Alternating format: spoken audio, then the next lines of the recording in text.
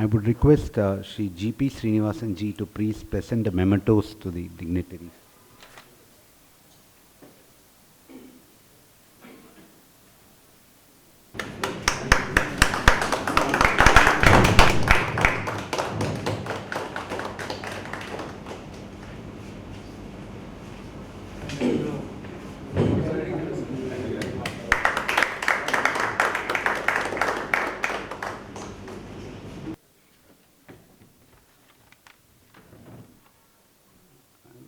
Respected Dr. ATANU Dey, Shri T. Anantnarayan ji, eminent dignitaries of the dais, brothers and sisters, it gives us great pleasure in welcoming all of you to the 11th Shri P.A. Ramakrishnan Memorial Lecture.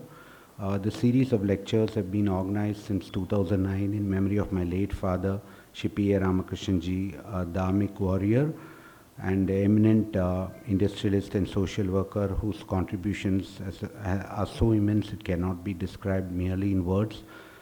We have always strived to invite the very best of the intelligentsia, starting with Colonel Anil Anantathale, Dr. C.I. Isaac, Shri Michel Danino, Shri Rajiv Srinivasan, Professor R. Vaidyanathan ji, Shri Bharat Karnad, Shri Sushil Pandit, Shri Tapan Ghosh, and last year we had Shri Makarand R. Paranjape, and this year is also no exception.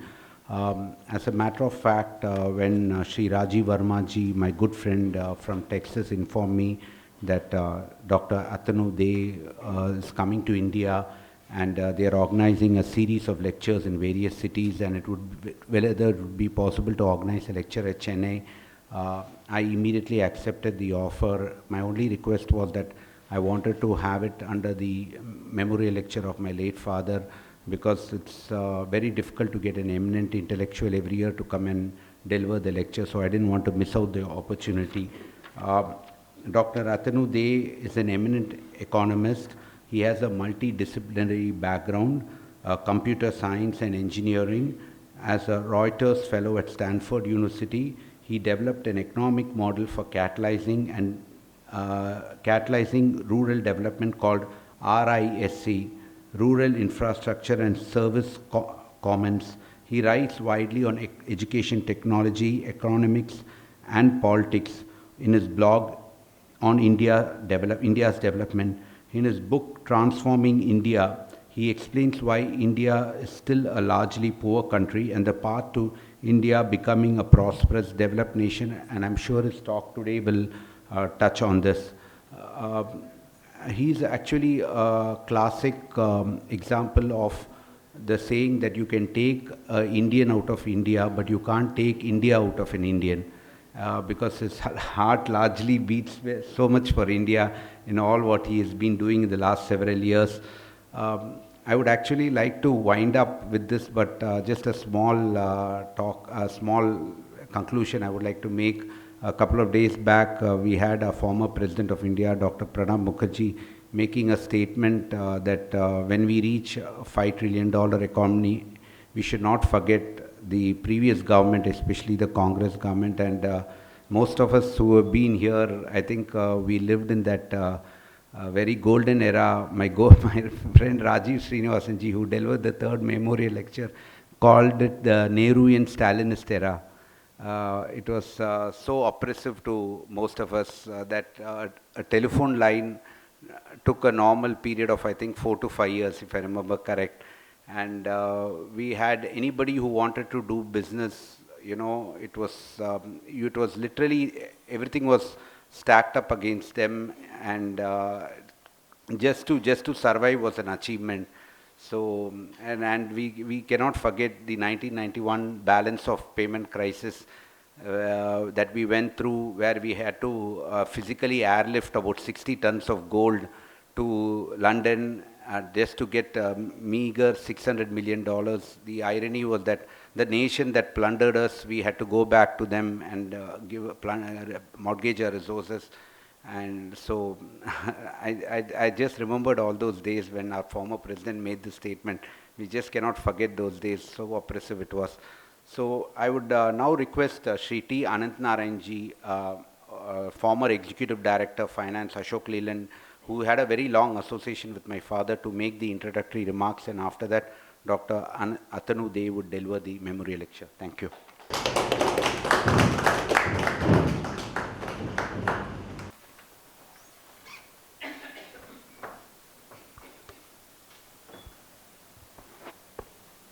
Good evening, friends.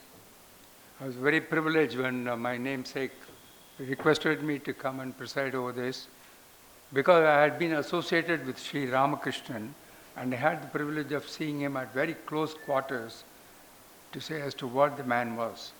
His initiative, his energy levels and the drive with which he moved and set up the Bhavan's Journal, the Bhavan's office and the Bhavan School in Pudukkode village, which I have a connection in a way, and also in that Manjapara, is something phenomenal. So he continued to remain a role model in this, even though I am retired. But there is something which is, I would say, very infectious, which happens in that. So when he mentioned saying that, come and preside over, I said, I'll do that. And when you see the profile of Dr. ATANU De, you understand what kind of a experience, the richness of his experience and the multifaceted features which are there, and the overview which is put in there covers virtually everything which we would like to know. At this stage, I think I will breach my protocol and the convention of just being a presiding officer. I want to make 2 points here which will serve, in my view, as a backdrop for this meeting. Because all my life, I had been a corporate guy for 40 years, and in the last 25 years, I have also been an organic farmer, hands-on, not a tenancy farmer, hands-on farmer. So when you, now the buzzword is the $5 trillion economy, converted as a 8% year over year. Everybody gets worked up, excited, and people understand the challenge which is involved in this is quite big. This is where I wanted to bring a point to say that it's very nice.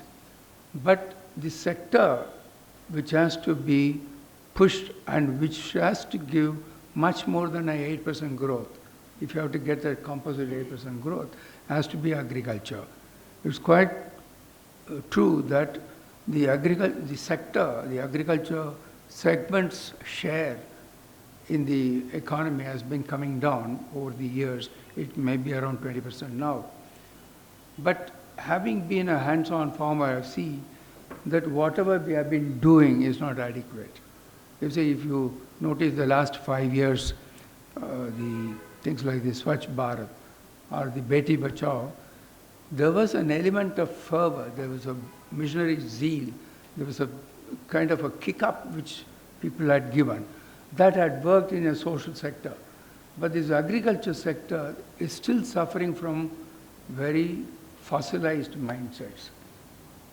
You know, to accept and adapt some of the tested new agriculture processes, there's a very severe inertia, which I am not, addressing that has to be one of the major concerns, but it is not still happening. I'll just give an illustration. You know, everybody talks about the system of rice intensification. It's very simple stuff. It means that you plant the sapling one by one at a distance of 25 centimeters. That's it. There is no rocket science. You don't need a mission, but it's there. But the people who are used to planting today are used to planting by plucking a bunch of saplings and planting them like this. It is easy. I have seen myself, when I tried it, it took 3 years for people to continue to change it. In the first year, a lot of people heckled me. My farm is close to Chennai, so they always say that the Patanatha Ayagata Pananare. These are they thought I had a lot of money to blow. First year. The second year, at least a couple of guys watched what was happening in the place. They started following. Now it is almost 5-7 years, possibly 20 to 30% of the persons only have adopted. Even a simple thing like SRI. It is like the same problem which the government had faced in the social sector for the Swachh Bharat. I mean, to get a latrine in is one Herculean task in this country. So you look at this is a similar one. So the mindset change is something which has to be very severe, is number one. In this you have major elements like integrated water management. The water is free here. In Chennai, I mean, in the pump sets, you don't pay money. At least at one time, we were paying 700 rupees per quarter. There was semblance of some control, regulation of the water usage, but now it is free. So as long as there is water underneath, people just use it. But that is one other element which has to change. So they talk about the technology, they talk about the change which has to come. In this economic policy, the government has talked about behavioral economics, and they talked about a word nudge. But I think nudge might work in social sector, but here in this sector, possibly we have to go further and even bring in mandates. It's not going to be easy to say that, I'm used to a free power, so suddenly if you say that I have to pay 1,000 rupees per quarter, hell will let loose. This is the major problem. A week ago, a journalist wrote in Times of India about this economic policy and the budget. He seemed to think that the budget, the nudge and the technology are sort of evasive elements in the budget to get away from the main issue. But I think he is missing the bus. The nudge is something which is very urgent, necessary in the social sector. And the social sector forms part of the budget, forms part of the economy. Technology, again he seems to think that he concludes condescendingly that possibly these two, nudge and technology, may be useful supplements. But they are not, they are going to be integral part. So this is in the agriculture sector, if you look at it, we continue to say that yes, there is a social unemployment problem, excess unemployment problem there. Productivity is poor, water is becoming critical in this. But if you look at the attention which is coming in the rural sector, especially in the agriculture, we are addressing more like subsidies. We are addressing more these grants which have to be given. But we have to address the science and technology part. We have to address the social skill.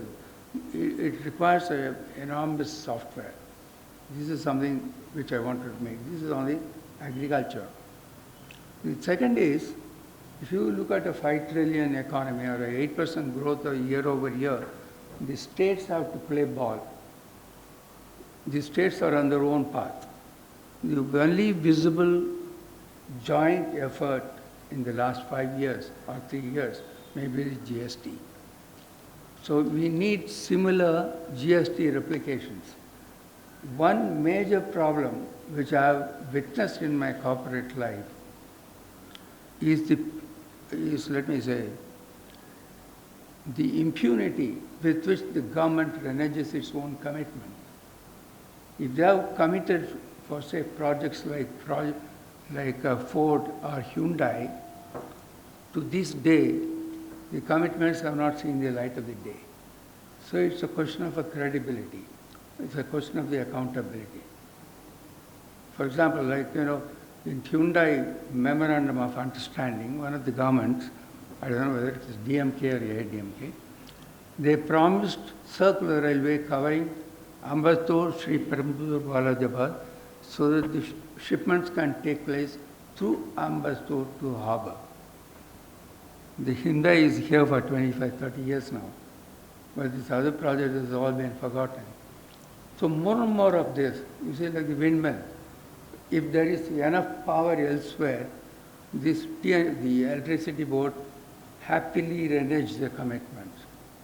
So how would you find that in the renewable energy, unconventional energies, people will come? Whether it is energy or anything, the trust deficit has to be corrected. So these are the 2 points which I think will have to be addressed with some, let me say, with a critical focus, in my view. And I thought that I should place it right in the beginning as a backdrop for the deliberations and Dr. Dey's lecture. You know, there's no need for me to talk more about Dr. ATANU's richness of experience and the thing. The proof of the pudding is in eating. Let's listen to his lecture. Thank you.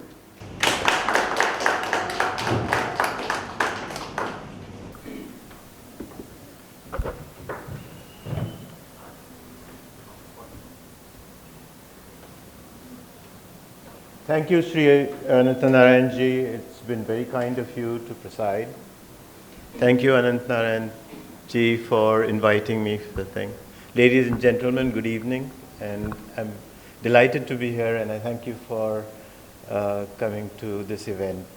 And I consider it a pretty important privilege and an honor to be here at this occasion. So with that, I should mention a few things that I would like to talk about in India's Path to Prosperity is what the title of my talk is. No, I think that. Yeah. So, what I'd like to do is try to understand what is prosperity and how is prosperity achieved? Because it's not something that kind of happens automatically. There are certain things that need to be in place.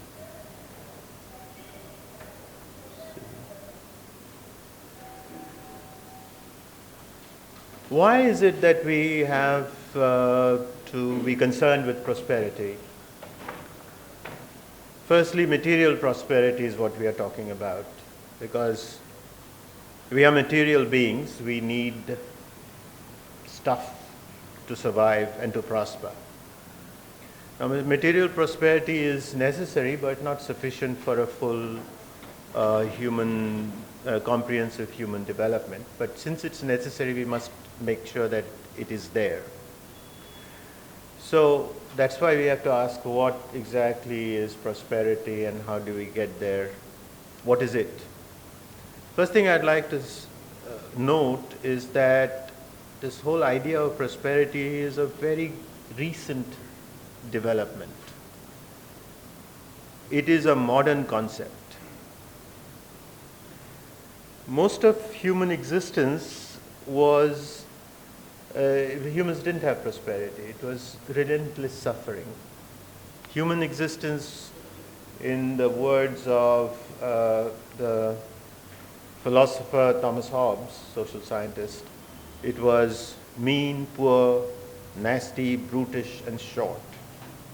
That was what was the common experience of human beings. And prosperity, the kind of lives we lead today, is a very, very recent thing. How recent is that? You know, anatomically modern humans have existed for between 200,000 to about 300,000 years.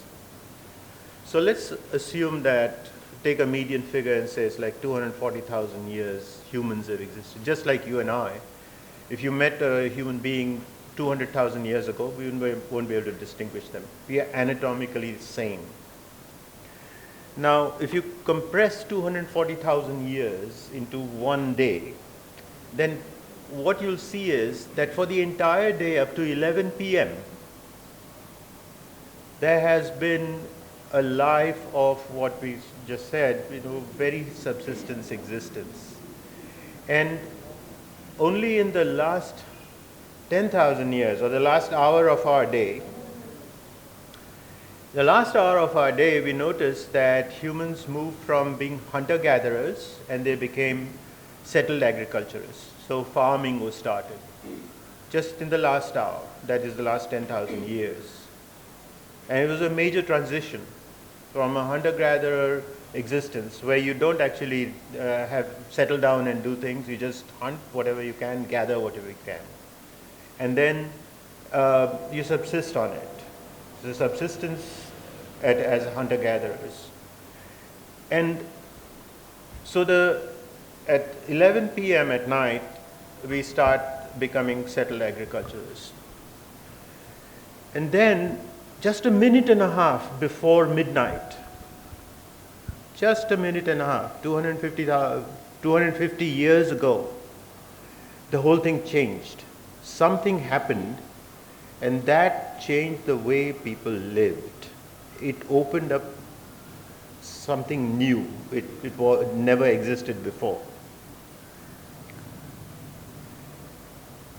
Up till that point, when people became agriculturists 10,000 years, and up to this point, they lived what is now called the Malthusian era. Thomas Malthus had pointed out that population grows geometrically, whereas food supplies grow at an arithmetic rate. So at some point, there will be too many people and there won't be enough food. And so in a Malthusian era, what happens is, if the food supply goes up for some reason, more people survive, the population goes up, to the point that food is just about sufficient. And then, if the food supply goes down, people die. The rate at which people die goes up, and then again, the population settles down to a lower level than it was when times were good. There was fluctuation. Death rates and birth rates get balanced out, and population just kind of continues staying the same. So the population doesn't increase over time. Thousands of years go by, population pretty much is the same. There's small fluctuations around the mean, but basically that's it. So now let's look at this graph of world population. Now you notice that the initial stages of the graph is very close to zero, because this graph is going to go up to say 8 billion. So even if you had 100 million, it's very close to zero. And you notice that the graph actually takes off sometime around 1750 or so. The population actually starts increasing. Some of these numbers are quite astonishing. It took 700 years for the population to double. When it was 250 million, then it doubled to 500 million, and it took 700 years. Just imagine, that's a very long amount of time. For all of human history, up to the year almost like 1800, the population, it took all of human history for the population to come to 1 billion. And that was in the year 1803, that's estimated. So then it came to 1 billion. The next billion was added in just 124 years. So now you can see how the rate of population growth is going up. So first billion, all of human history, the next billion, 124 years, and the next billion in just 33 years, next billion, 15 years, next billion, 12 years, 12 years, 12 years. And then we are now at the last billion, full billion was added in just 13 years. So that reached us to 7 billion people. Now we are at a population, that is about 2011, and now we are in 7.7 billion in 2019.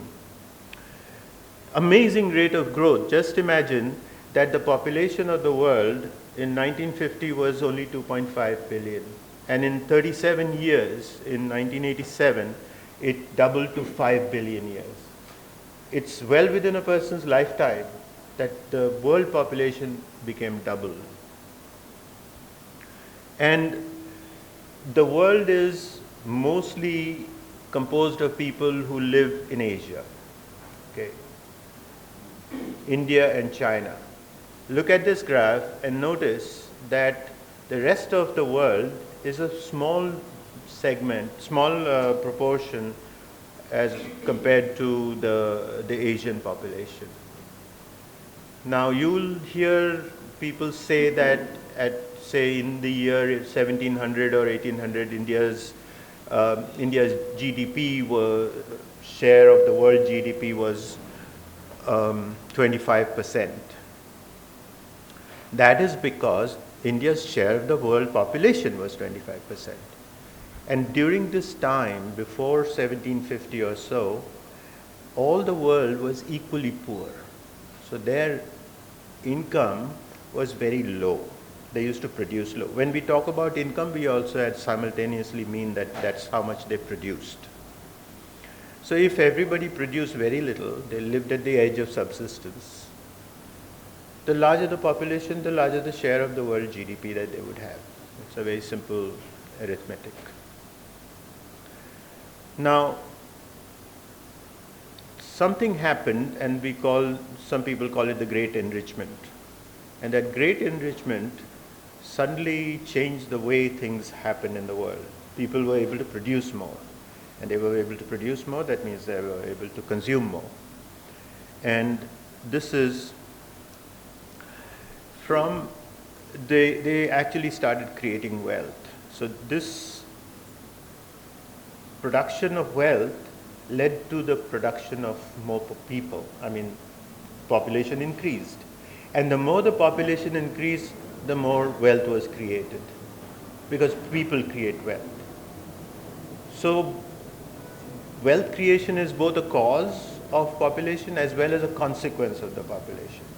That is, it causes more people to be able to survive and thrive, and that's why it's both a cause and consequence.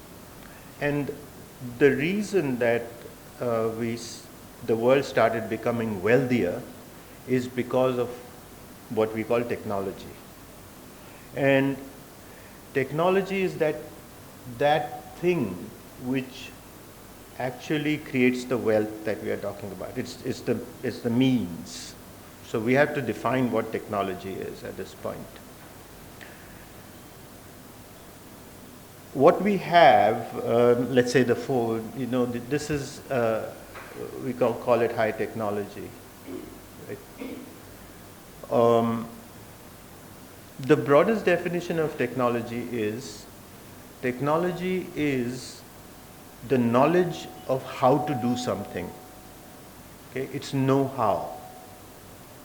So it is, in a sense, when you know how to do something, say suppose how to make sambar, is technology.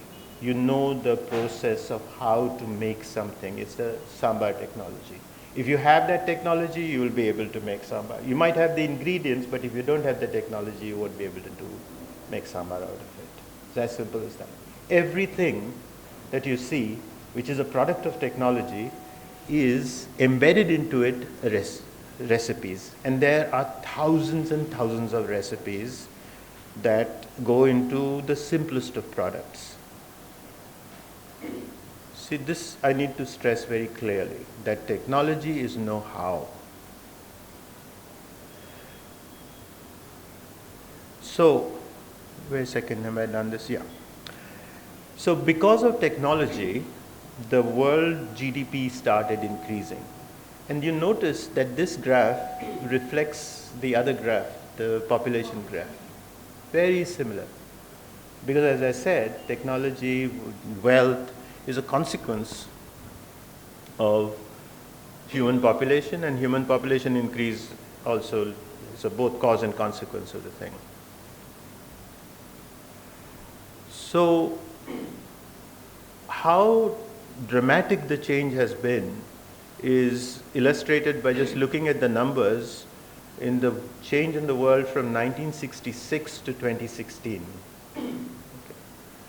Life expectancy went from that is global average life expectancy went from 56 years to 72 years. So remarkable. I would be dead by this time by that metric. Infant mortality dropped from 113 to 32. Reduced by 75%. Average income around the world rose from 3,700 to 17,000, and that is 4 times. That's the average. And the food supply per person rose by 22%. All these are remarkable achievements. And what is most important is to recognize that at one time in the world, pretty much everybody lived in extreme poverty. Okay, so we are looking at more than 90% of the population of the world in the year 1800 lived in extreme poverty. We cannot imagine. We are not like We have never seen that kind of poverty. And then it has come down to less than 10% now. So it's got reversed. 90% of the people used to live in extreme poverty and only 10% approximately lived well. And now it's the exact opposite. And in about 15 years, there will be no extreme poverty. No extreme poverty at all. And this is one of the most optimistic things that we can look forward to.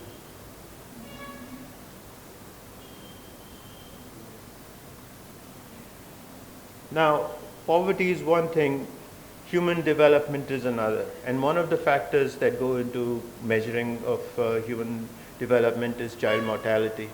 See the reduction in child mortality from a number which was higher than 40%. Child mortality here refers to the number of children who die before the age of 5. So child mortality has come down from a high figure to this. So what this remarkable change can be attributed to is technological innovation, especially energy technology, and use of energy in production and in transportation actually revolutionize what we have today. Okay? So we have to ask, what is technology? And technology, as I said, is know-how. And these are the features of technology. One is technology is cumulative. When you discover something and then you discover more things, it just gets added to the stock of technologies that you have. It's just like different people have different recipes and you're just kind of adding to the recipes. Then technology is non-rival. You cannot consume it. You can use it, but it doesn't get consumed. If you have a rival good, if you have consumed 40%, only 60% remains. But technology is non-rival. Everybody can simultaneously use it. You can use the same recipe, exchange. If I have a recipe and you have a recipe and we both exchange recipes, then it's not like I have one and you have one. We both have 2 recipes now. Then technology increases, the rate of technology increase as the stock of technology increases. And then finally, the amount of technology that gets developed depends on the number of people who are developing technology. So since there are many more people today and many more people are working in developing technology, therefore we get more technology. So just think about it like this. The change that happened in the last 20 years, let's say from the year 2000 to today, is more than the change that happened in the last 100 years. Okay. When I was growing up, things didn't change very rapidly. Okay. Now I remember we used to have a phone in the front room, and that phone remained there for the next 30 years. Now it's kind of very remarkable if anyone continues to have the same phone for 3 years. I'm just giving you a simple trivial example of the fact that things change more rapidly today. 10,000 years ago, a person's life was no different from his grandmother's life or grandparents' life, and his grandchildren's lives would not be very different.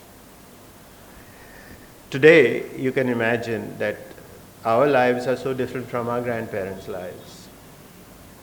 And that is, the rate of change is accelerating, which basically means that technology is being developed at a faster and faster rate. Whether it is entertainment, transportation, anything that you can talk about, it changes. Now, one of the most important things we have to recognize is that technology creates. The word creating, you create. Just like I said, let's go back to the sambar example. Sambar gets created through that recipe, that's the technology. And technology creates things.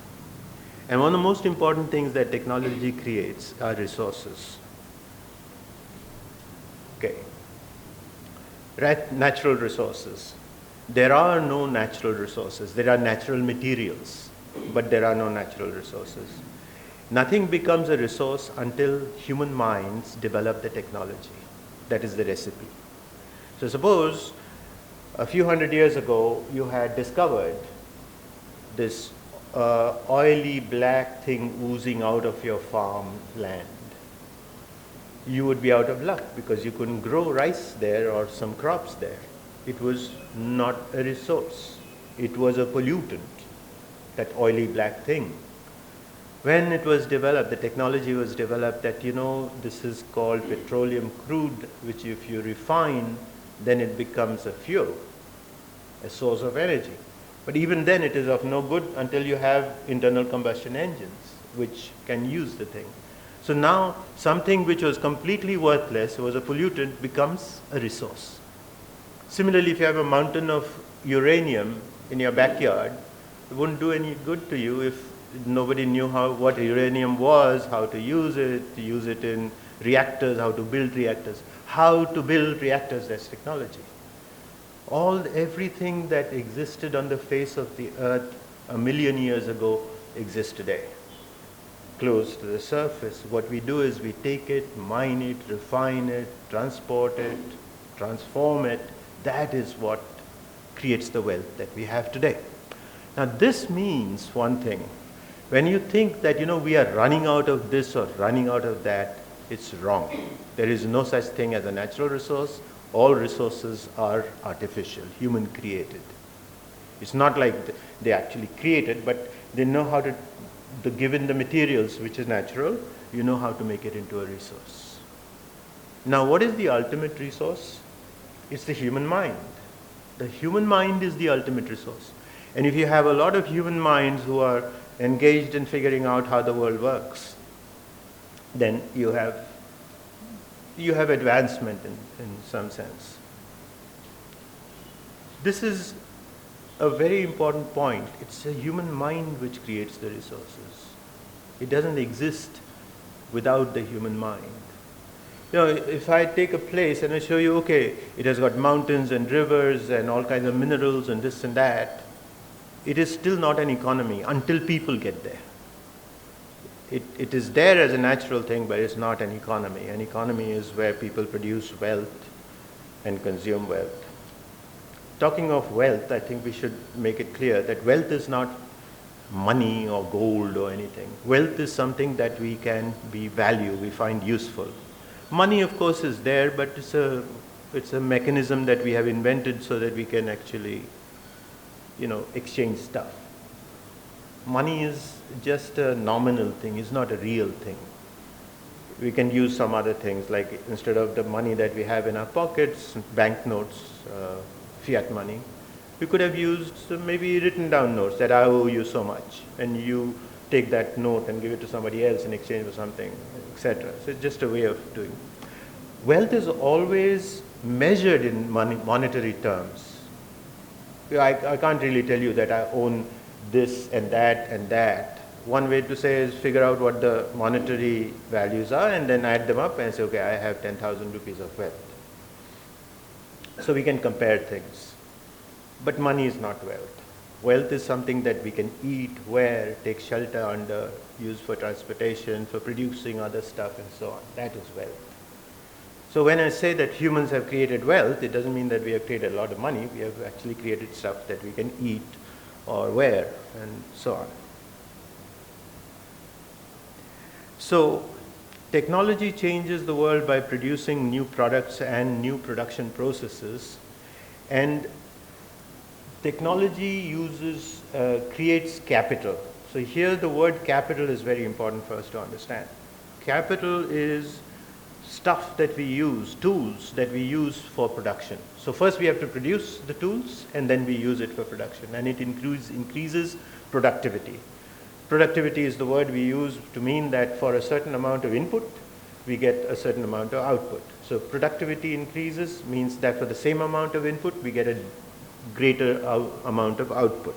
So productivity increases.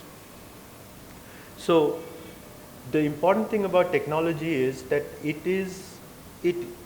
produces in a roundabout way. First, you produce the tools, and then you use the tool to do the production. So the steps become longer. So suppose I say that we can sit down and add a column of figures, numbers, by doing addition by hand. Okay, that's direct way. What if I actually first create a spreadsheet? So first I create the spreadsheet software. Of course, then I have to create a computer also, but let's assume that the computer is there. So we use a spreadsheet. First we create the spreadsheet and then we use the spreadsheet to add up numbers. Something like that. Or we can build a machine that digs. So instead of using a shovel and labor, you use the machine. So then your productivity goes up. But first you have to produce that thing, and that is called capital. Now, the first thing that we did as human beings is increase the productivity of agriculture. How?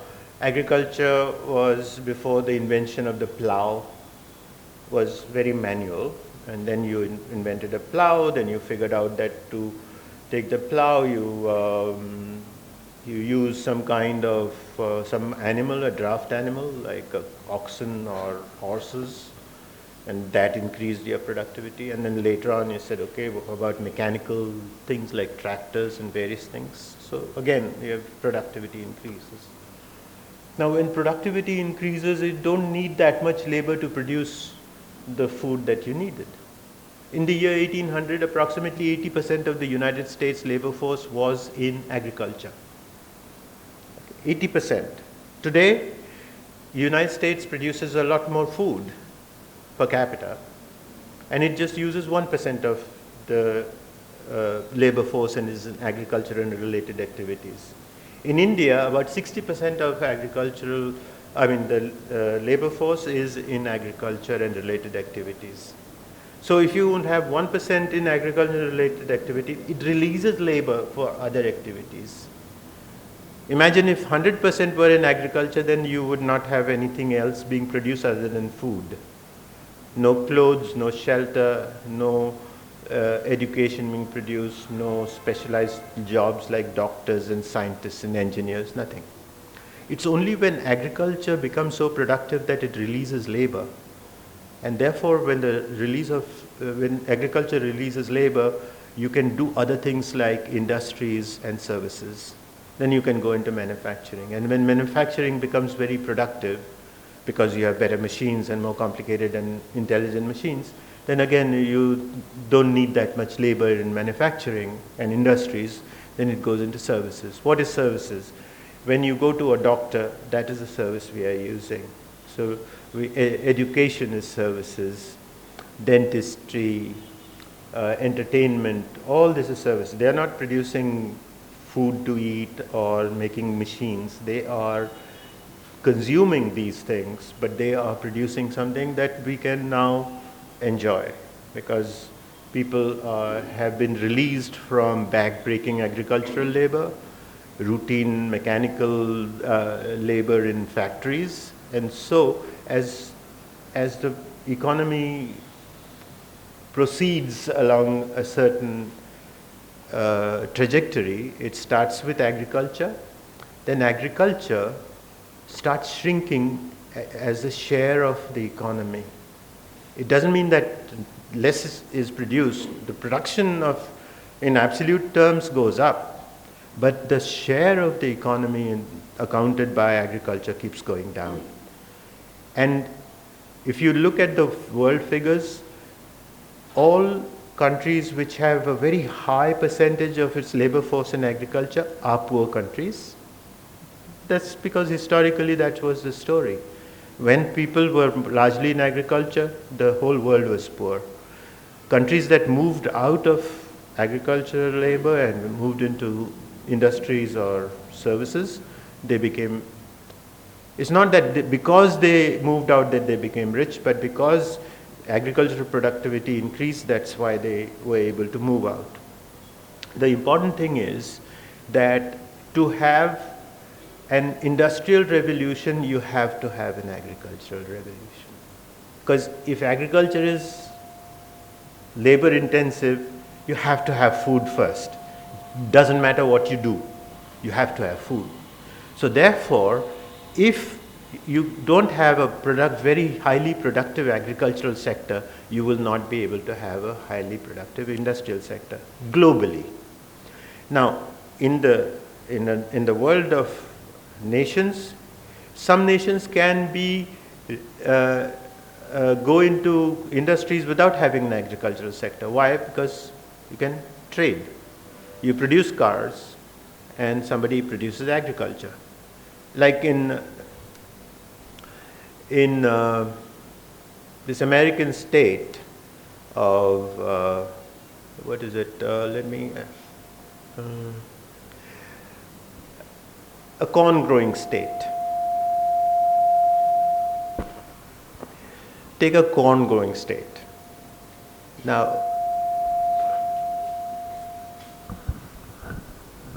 sorry about that.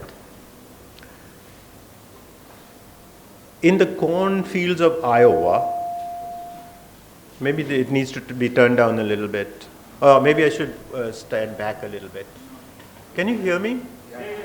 Yeah, I think we should be okay with this.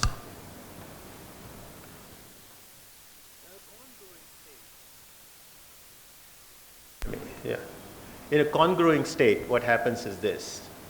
They grow corn and they put them in trucks and they take them to a port. And after a little while, from the port, they take Toyota cars. Do you understand how they are growing Toyota cars in a Iowa field? They are growing corn, then they take the corn, put it on ships, it goes to Japan, and in Japan they offload the corn and they put Toyota cars in it, and it comes back to the same port.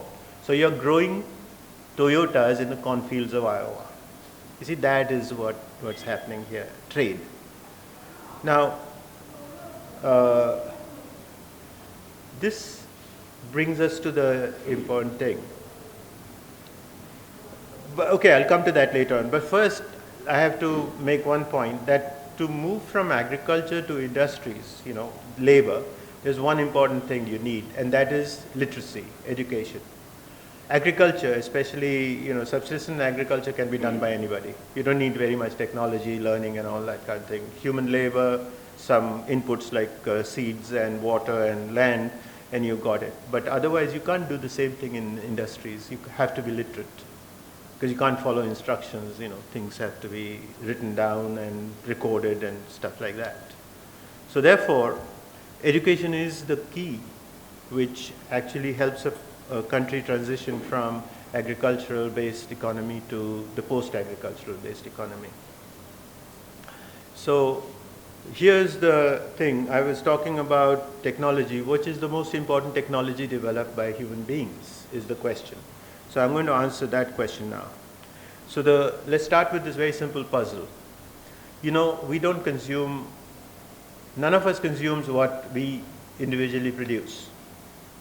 And none of us produces what consumes what we produce, and we don't consume, etc.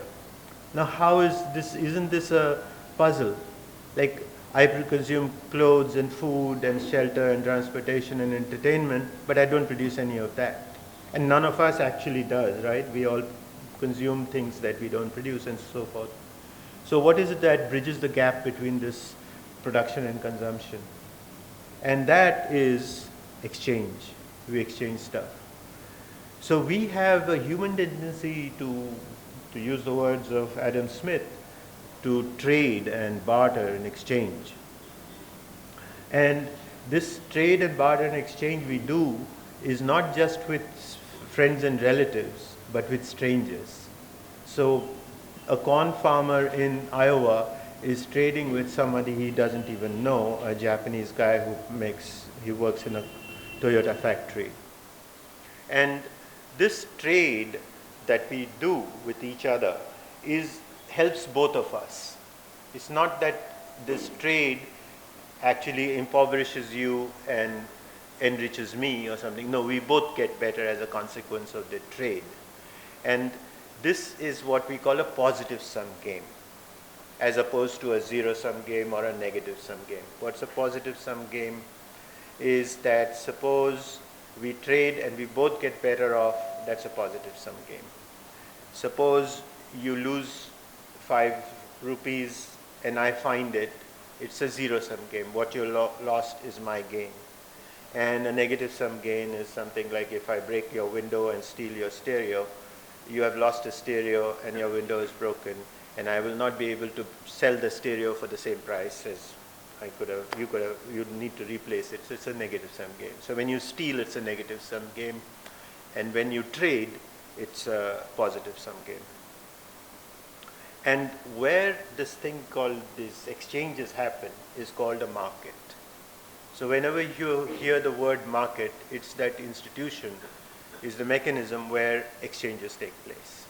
So the greater efficient market, the better the markets are, the more efficient are the trades. So when you go and buy something from a store like, say, Amazon, it's very efficient, and they create market, and therefore it helps everybody. So the greatest invention is of human tech. The greatest technological innovation that humans have ever produced is a market. Okay. Without that, we would be not as well off as we are today. We can exchange stuff.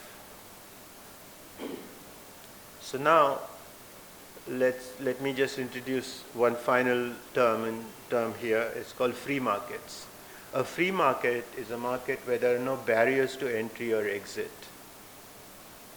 Now, what does it mean? What does it mean to have a barrier to entry? That is, imagine that you were in 1970 and you wanted to start an airline. So you could not enter the airline market to offer airline services because the government said they will not allow anybody to provide airline service other than themselves. That's a barrier to entry.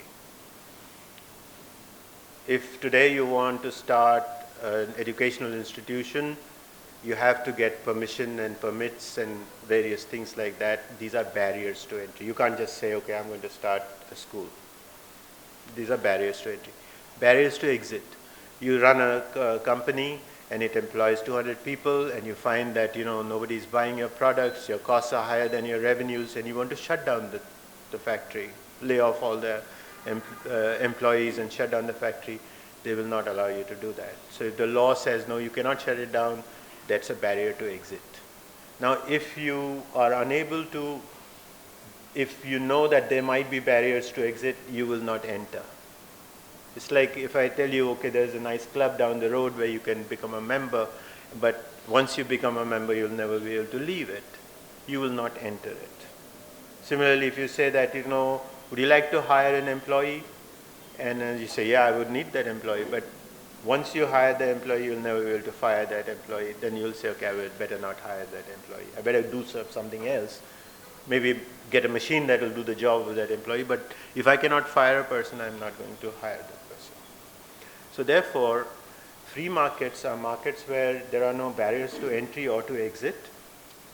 And because free markets enable exchanges, the higher number of exchanges, the free markets actually create more wealth, because as we said, exchanges is what help us create wealth.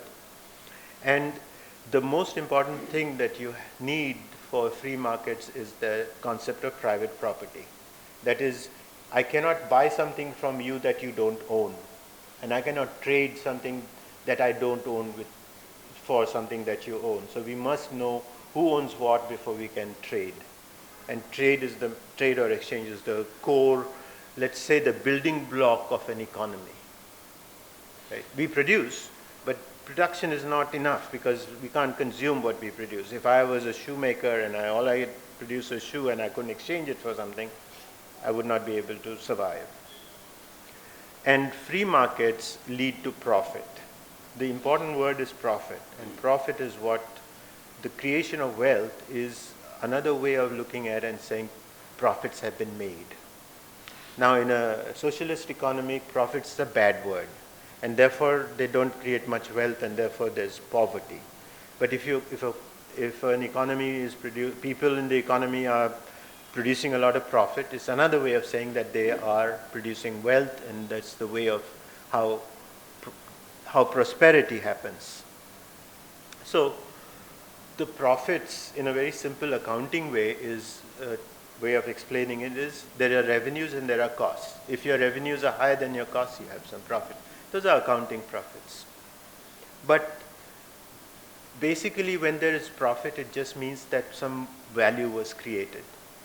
An entrepreneur takes inputs A, B, and C, which cost the total bundle costs X, and then he or she produces this good by combining these inputs, and then it gets sold at price Y.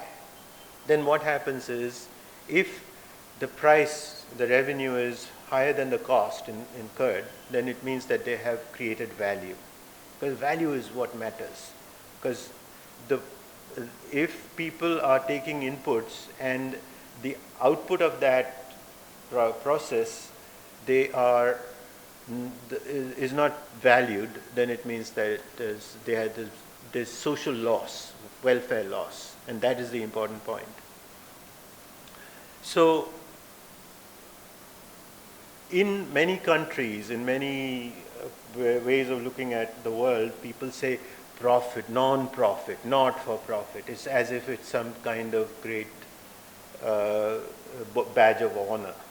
Actually, it's not. For-profit companies produce all the goods that we use.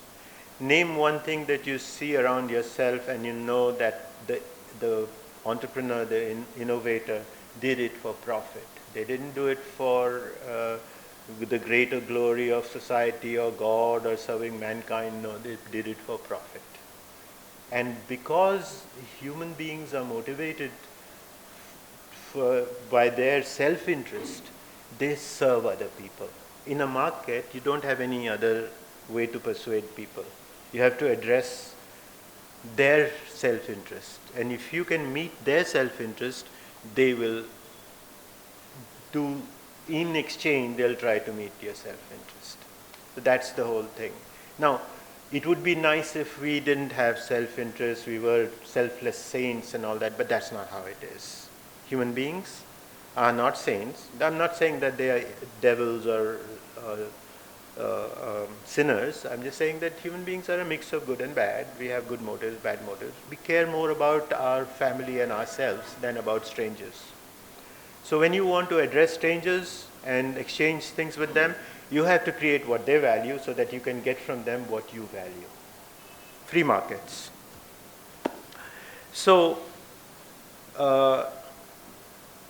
the great enrichment, as I was talking about, that 250 years ago, the Industrial Revolution, whatever that was, happened 250 years ago. But all countries did not actually become rich. Some countries prospered and some didn't. So the question now is why some countries did and why some countries didn't.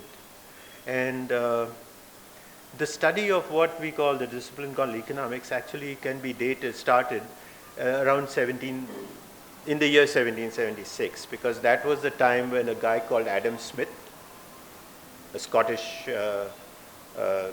thinker, he wrote a book called The Nature and Causes of the Wealth of Nations. An inquiry into the nature and causes of the wealth of nations. The amazing thing that he recognized that basically human beings prosper, the wealth of nation is created through exchange. And this exchange in markets does one thing. There is division of labor and specialization. That is, you can specialize in being a doctor and somebody else can specialize in being a scientist or an engineer. So there's division of labor. You do different kind of things. And division of labor also implies division of knowledge. You know, you learn different things, the other person learns different things, because the world is complicated enough that nobody can actually know everything on their own. So economics, which started with the question, what is the wealth of nation, why some nations are rich, etc., is the study of trade and trade-offs. You can't have it all. You have to trade some trade-offs. You know, if I want to go or watch a movie, I can't at the same time study my subject. You have to decide which one you have to do. So why are some nations rich? And there are a lot of answers to the question, but one of the first basic answers is that nations which have economic freedom are rich, as opposed to nations which are not economically rich. So wealth creation is a function of economic freedom. And therefore, there is a consequence to this. If people are creating wealth, and some people are better at creating wealth and some are not good at creating wealth, there's inequality. So as the world becomes richer, on the whole, inequality also grows at the same time. Remember, in the distant past, like 10,000 years ago, everyone was equally poor. Today, there are not that many poor people, okay? But there is a lot, the disparity is large. So now you could have a society where there is a high inequality but no poverty, or another society where there is equality but immense poverty. Which one would you choose? That's the question. I mean, I really do not mind how rich or poor how rich the richest person is. What matters to me is, am I poor or not? And are the people around me, I mean, the people I care about, are they poor or not? So I don't care if Bill Gates has $40 billion. Maybe if I was envious, I would feel that, oh, I wish I had billions of dollars, but it really doesn't matter to me. So I would rather be at a time where there is high inequality but no poverty, as opposed to equality but a lot of poverty, everybody equally poor. So now, a few economic truths before I move on to the final point about India's path to prosperity. Wealth creation is not zero-sum. Wealth creation, you create wealth, everybody can win at the same time. Wealth is different from power, by the way.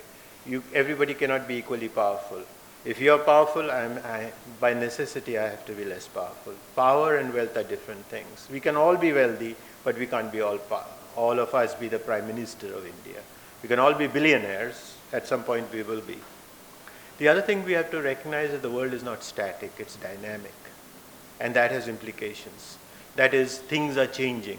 And because things are changing, you cannot sit down and make a plan today, because tomorrow the situation will be different.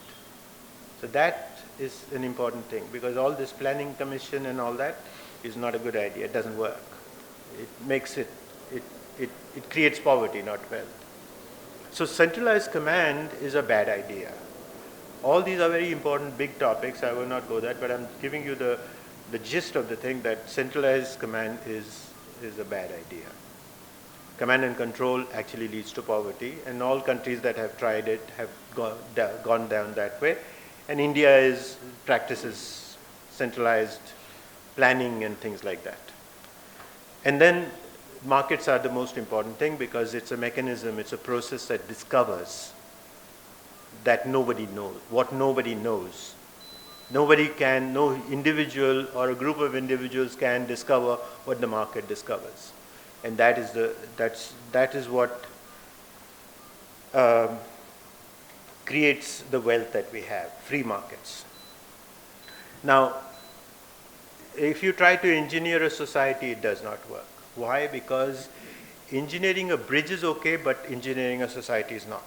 What's the difference between a bridge and the two engineering projects? One is, materials don't have free will. They don't have volition. They don't do things. Like if you hit a rock, the rock doesn't hit back at you. It doesn't try to evade you and then come back next day and hit you on the head. A rock is a rock. A piece of iron or steel has the same characteristics, how it will work under load, etc. But societies don't work that way.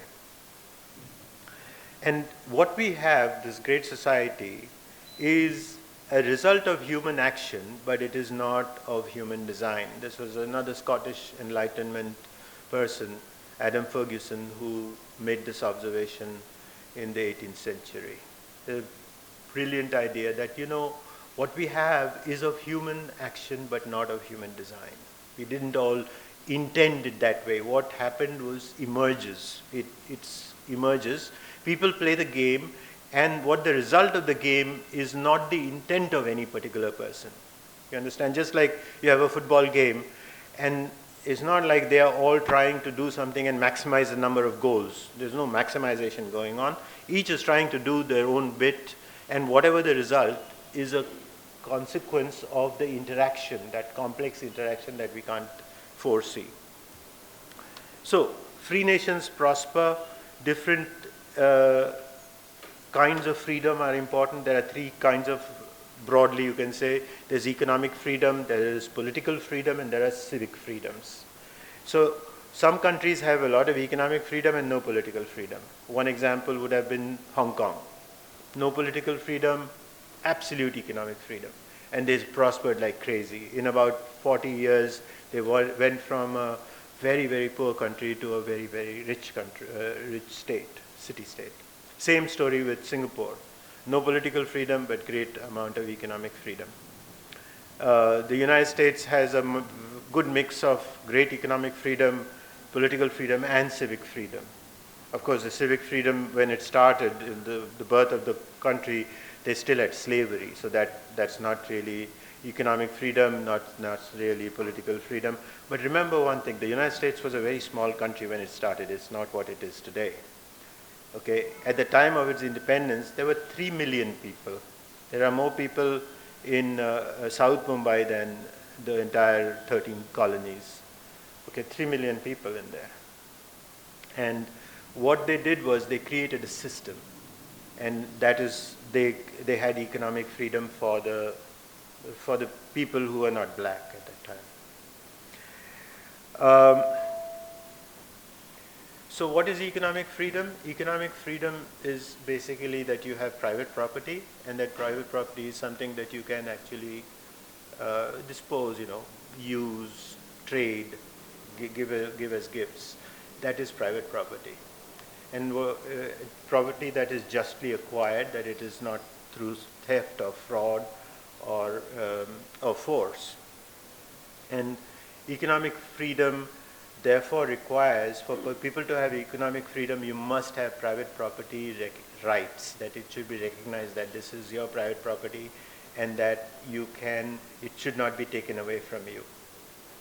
So the economic rights, if the economic rights don't exist, then you cannot have civic and other political rights. So private property and economic rights are fundamental for human development. So with this, this is data at this point. Data being that nations which are economically free outperform non-free nations. And here's the thing, top quartile average GDP is $40,000, and the top quartile of countries which are economically free, they have 40,000 is the average GDP, per capita GDP. And economies which are at the bottom of the freedom index, they have 1,300. So there's an order of magnitude difference. Here's some numbers I'd like to leave you with. US, India, and China. In 1820, that is 200 years ago, US per capita GDP was $2,000, China was $740, India was $1,000. Look at the numbers and notice that India was actually ahead of China. And then in 2016, US has gone about 25 times per capita GDP, from 2,000 to 53,000. And these are not nominal numbers, these are adjusted for inflation and all that thing, okay? So it's not like in 1820 people used to earn $2,000. No, they used to earn much fewer numbers, but these are adjusted for that. Anyway, China went from 740 to 12,000, and India went from 1,000 to 6,000. So 6 times, whereas China went about 15 times. So here's another thing, more recent. So catch-up growth can be fast. The United States so these two numbers refer to 1953 to 2014. So it's about 60 years. So US and Japan, US was 16,000, Japan was 3,000. And then it went to 52,000 for the US and 35,000 for Japan. So Japan in 2014 is was still below US per capita GDP. South Korea was 1/3 of Japan, but it caught up with Japan. And China is the most remarkable story. You see that it went from 1,000 to 12,000. And India went from 900 to 5,000. So India is falling behind China fairly rapidly. This is the same thing, but I'm showing it in a graph. This graph is a log graph. So on the left-hand side, each division is 10 times more than the other. So it's like 1,000, 10,000, 100,000. That's the top part. Anyway, so you can see that China has been below India for most of the time from 18, and then it crossed over somewhere in the 1980s. It crossed over. So India is much below China. So the gap between India and China is pretty high. So the path to prosperity is private property rights, free markets, limited government, and economic freedom. And why is not India prosperous? Well, there can be a lot of reasons. So I'll give you some reasons. Maybe Indians collectively are stupid. You know, they don't have brains, they are not hardworking, it's not possible for them to. But that's not true. I've lived in India for a few years, I've met a few Indians, and they seem to be on average, pretty average. I've lived in the US for a few years, traveled the world, I've met a few non-Indians, and they seem to be pretty average to me. So it's not like, you know, the Singaporeans are 10 times smarter than Indians, or the Swiss are 20 times smarter, or the Americans. No, they're not. They're the same thing. So it's not because Indians are stupid or not hardworking. They've prospered elsewhere, by the way. Very prosperous people. Then you could say, well, maybe India is not endowed with natural resources, not enough natural resources. That's not true, actually. India has a lot of natural resources, what we call natural. There's water, very large amount of fertile land. India has a deep culture, history, and all that. We are not like savages. Okay, maybe there is a lot of catastrophes, natural disasters. Every now and then there's flood that destroys everything, or earthquakes, or tsunamis, or whatever. No, that's not true. Doesn't happen. Weather is okay. Once in a while we have a drought here, a flood there, but overall we are fine. Maybe it's because we get invaded by foreigners. We are into wars with other countries, which bomb us and destroy us. No, that is not true. Maybe we have civil war going on for the last 40 years, which is why we can't produce anything like some other countries have. So that's also not true. So I have pretty much covered all the reasons. There could be excuses. You know, it's because of this, it's because of that. So what is it? Oh, no, we have too many people. That's also not true. Population actually is an advantage, not a disadvantage, because an educated population can produce a lot of stuff. So the last thing I'm going to put to you, that probably the government of India is a disaster. That is the biggest enemy of India. And I can argue that it is, and I can show you why it is so. But I'm going to just put that proposition to you, that is the government of India. Because when Indians are not under the control of the government of India, Indians in Europe, in England, in America, in Australia, not under the control of the government of India, they do spectacularly well. Every one of us does well. So the possible factors I had listed earlier, that's not the reason. So maybe the government, maybe it's the rules of the game that the government imposes. Where does these rules come from? Maybe it's the Constitution of India. Maybe it has something to do with the fact that the Indian government is a colonial government. Colonial governments have one objective, and that is to extract and exploit the population. The British did that. When the British left, the new people took over, put the same system in place, control, permission, quota, everything is under their control. They don't allow you to do anything until you get permission.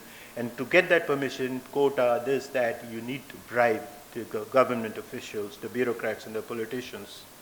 So the answer to the question, what is the path to India's prosperity? I think the rules of the game have to be changed. And that starts with the Constitution. I'd like to, at this point, ask a very simple question. How many of you, I'd like to see a show of hands, have read the Indian Constitution? And I do not mean you have read one part or 5 pages, 20 pages, the entire Constitution, 600 pages. I'd like to see a show of hands. Okay, so now I tried and I was not able to read it. And I'm fairly educated. I know how to read English, but I'm not trained as a lawyer, so I couldn't read it.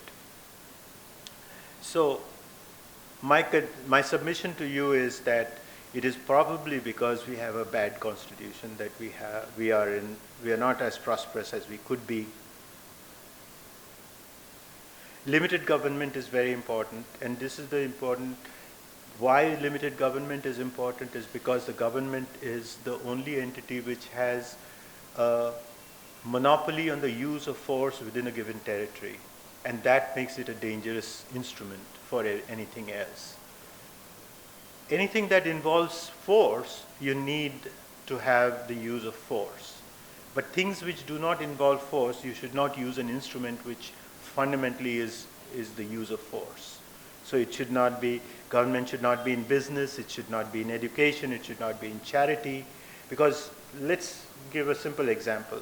If I come and ask you, request you, please give me 10 rupees because I need to help someone who needs help.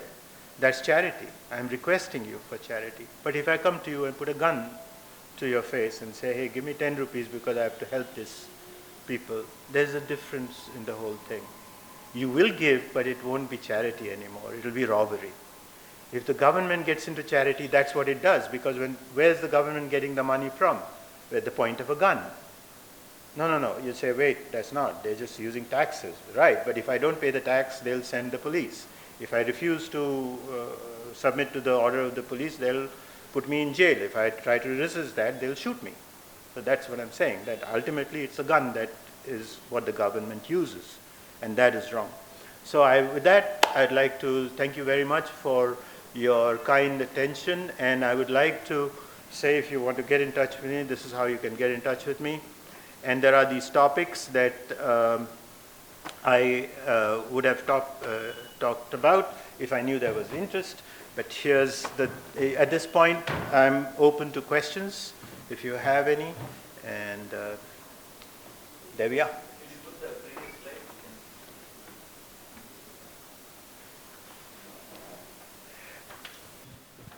I'll just sit down and ask. Did you read the economic survey of this year? Budget. Economic survey. Okay. No, sorry, I don't. Okay, fair enough.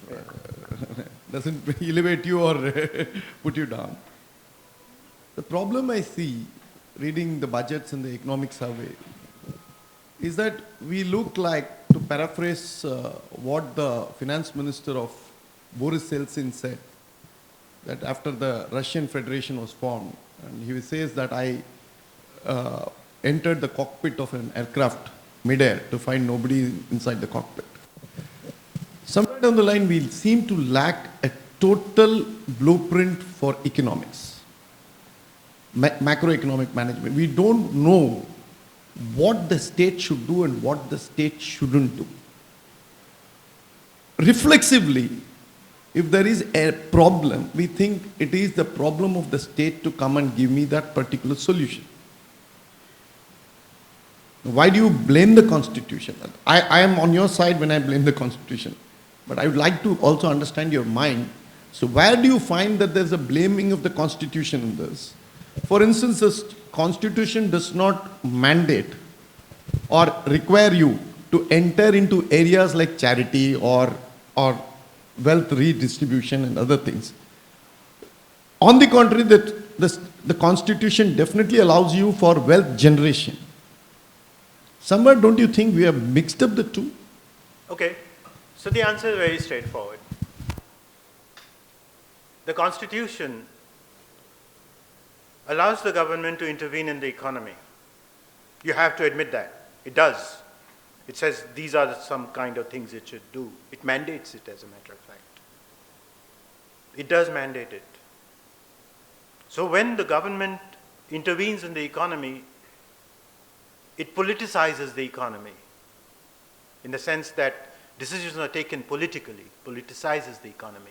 When the economy gets politicized, it corrupts politics. If I am the minister for industry, that is, I give policy directions, I tell you make this, you make that, I'll give the license to such and such. It's a very powerful position. I can make $1 billion as the industry's minister. Now to get to that position, because I can make $1 billion, there's going to be competition. And who will compete? The most avaricious, the most greedy, the most corrupt people will. If a person says, I'm not going to steal any money, he won't be able to purchase the votes. Whereas the guy who's saying, I'm going to get $1 billion, I'll spend $100 million to get that $1 billion. So therefore it corrupts politics. Why is politics so corrupted? Because government intervenes in the economy, has the power to intervene in the economy. It can say, you shut this down or you do not shut this down. It can take from one sector and give it to another sector. It can take from one kind of people and give it to another kind of people. It intervenes in the economy. If the Constitution said the government cannot intervene in the economy, then it would not have been able to do that. And like I said, the Indian Constitution is very big. It's complicated. It tells the government what to do and how to do it, etc. The American Constitution is fairly simple. I just told you that, have you read the Indian Constitution? And most people admit that they have not read it. Have you read the American Constitution? I have read the American Constitution, and you can read it over a cup of coffee. This is the entire American Constitution with all the 27 amendments, the entire American Constitution.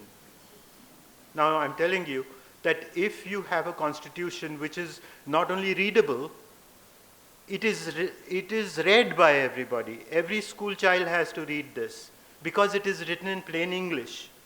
And I'll give you an example. There are 27 amendments to the American Constitution, but the first 10 amendments were actually done at the same time at the adoption of the American Constitution, which is in 1791. We are talking of more than 200 years ago. Okay, 230 years ago. It was adopted 230 years ago. It was written by a bunch of people. How many? One guy wrote it, the other people discussed it. James Madison wrote. One person wrote it over some years, and they discussed. Everybody had discussion, but there was one author of this document. And then they have what they call the Bill of Rights. A Bill of Rights is a new concept. The first 10 amendments is called the Bill of Rights. And the first of the Bill of Rights, first amendment, the first item in the Bill of Rights is the First Amendment. And I'll tell you what the First Amendment is. And you know how long it is? It is 45 words long. And I'll recite it for you. They're one of the most beautiful words I have read in the English language. It says, Congress shall make no law. Word Congress refers to the legislative body of the US government, that is the Senate and the House of Representatives. Congress shall make no law respecting an establishment of religion or prohibiting the free exercise thereof, or abridging the freedom of speech or of the press, or the right of the people to peaceably assemble and petition the government for redressal of grievances. 45 words long, 6 items have been covered. First is, Congress shall make no law respecting an establishment of religion. What that means is, you cannot promote a religion. You can't say, okay, people of this religion will get that, and the people of this religion will not get that. So it cannot do that. Second, it cannot prohibit the practice of religion. You want to practice a religion, you should. No law, Congress cannot make a law prohibiting the practice of a religion. Next he says, or Congress shall make no law abridging the freedom of speech. Now just think about it.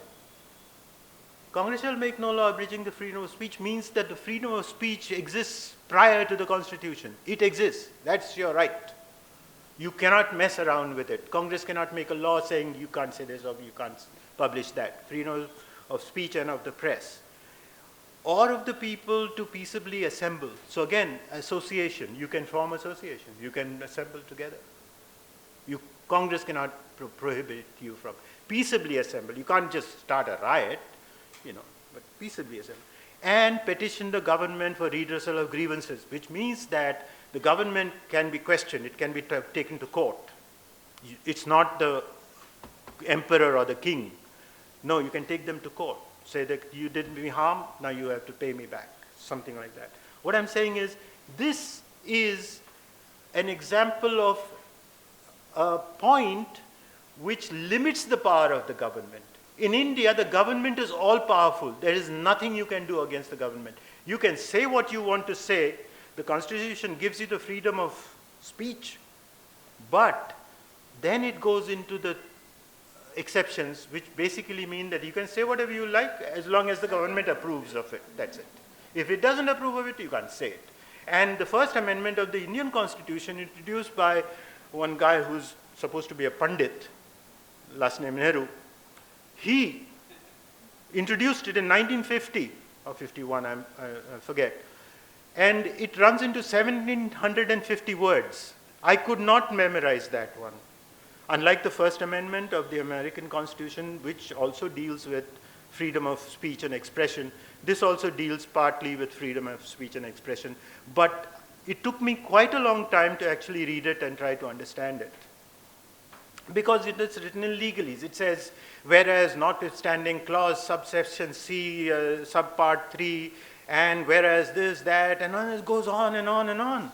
And by the time you're like, okay, I have to get a Ph.D. in law before I can understand what's going on. So some lawyer has to explain it to me. See, what it means is this. If you say something which the government then says is offensive to somebody over there, and then they are hurt and all that, you can't say it. Then you have to go to jail. Whereas here it says, sorry, Congress cannot make any law abridging the freedom of speech or of the press. Now, that doesn't mean governments don't try it. They do. They try to prohibit or this thing. People, they are taken to court. And then the court decides whether it is right or wrong. And sometimes the court is right, sometimes the court is wrong. The court says, there is no absolute freedom of speech. You can't shout fire in a crowded theater. You can't just say, hey, I have a freedom of speech, I'm going to get up and shout fire. Well, or maybe you can't just say that, your mother wears army boots, because that's liable, that's not covered for free speech. You can't just make assertions about people, that Ramesh beats his wife. That's maybe is true, maybe it's not true. If it is true, then it's okay. But if it's not true, it's libel, it's slander, whatever. Anyway, so this is a long answer to your question. What I'm saying is the government of India does what is permitted by the Constitution or what is not prohibited by the Constitution. Either permitted or not prohibited is what it does, and it does too much. It does too much, and everything that it does, it poisons it. Name one institution of the government that it has created and run for long, which has actually benefited the country, whether it's an airline or an education institution. It is destroyed wealth, not created wealth. It has nationalized banks, which used to actually have some profits, and now it has losses. It has run Air India into the ground, literally. And the only reason that airlines like Jet Airways and Kingfisher go out of business is because it's not run by a government. If it were, they would be making losses and we would be paying the price. The person who is unable to even afford a bus ticket actually is paying for Air India because it's coming out of taxes. Now you'll say, wait a second, he doesn't pay taxes, he doesn't have income tax. But no, income tax is not the only tax that you pay. There are indirect taxes, number one. The other thing is, if a rich person, like suppose I'm an industrialist and I get taxed to run Air India, and then it goes into make up the losses, I will employ fewer people. I will not be able to get, poor people are directly hurt by what the government does. So as you can tell from this, that I'm not a big fan of government. And there's a reason for it. Because I think voluntary sector is what works. There's a cooperative sector, that's the market. Remember the market. Market is where we cooperate with each other, we voluntarily exchange. That's the cooperative sector. The other sector is called the public sector or the coercive sector. The public sector doesn't have to please you, it just coerces you. Either you do this or a gun to your face. It doesn't matter, the gun is well hidden, but that's it. At the end, there is a gun. Note that. It doesn't matter that they don't actually come at the gun. The Minister for Railways doesn't actually put a gun to your face. He doesn't. But ultimately, that is what gives them the power. So that's called the coercive sector as opposed to the cooperative sector. The more things are done that are in the cooperative sector, the better off, the greater wealth is created. The more theft and robbery and all that coercive sector, that's what it does. India is poor not because of any other reason, but that one simple reason, and that is the government is bad. That you won't hear very many people. All the economic surveys and reports and $5 trillion, this, that, it's a total BS. I wouldn't ever give it the time of the day. What matters to me is the principles. What are the principles that create a society of decent human beings? Decency, honesty, trust. These are things that matter, not how much money is being made and things like that. Those are secondary effects.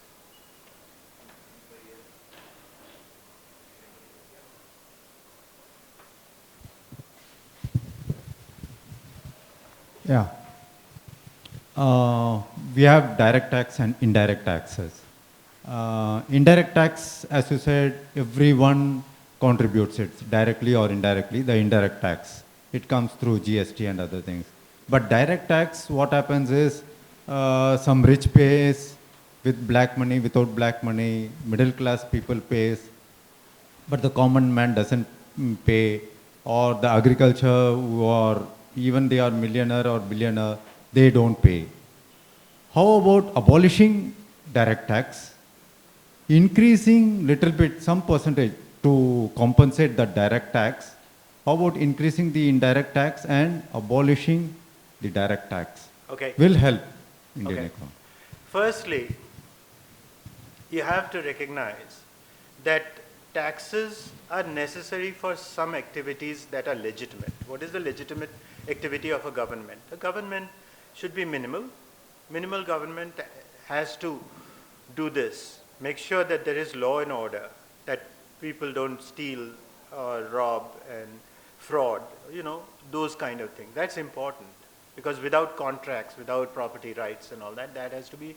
So there's a job that the government has to do. And for that limited job, it still needs money. Okay, it still needs a policeman in the corner. So therefore, if you have limited expenditure, you can have a limited tax. If the expenditure is so much that you want to do everything, provide everything for everybody, even private goods, then you have a problem that you have to raise a lot of taxes.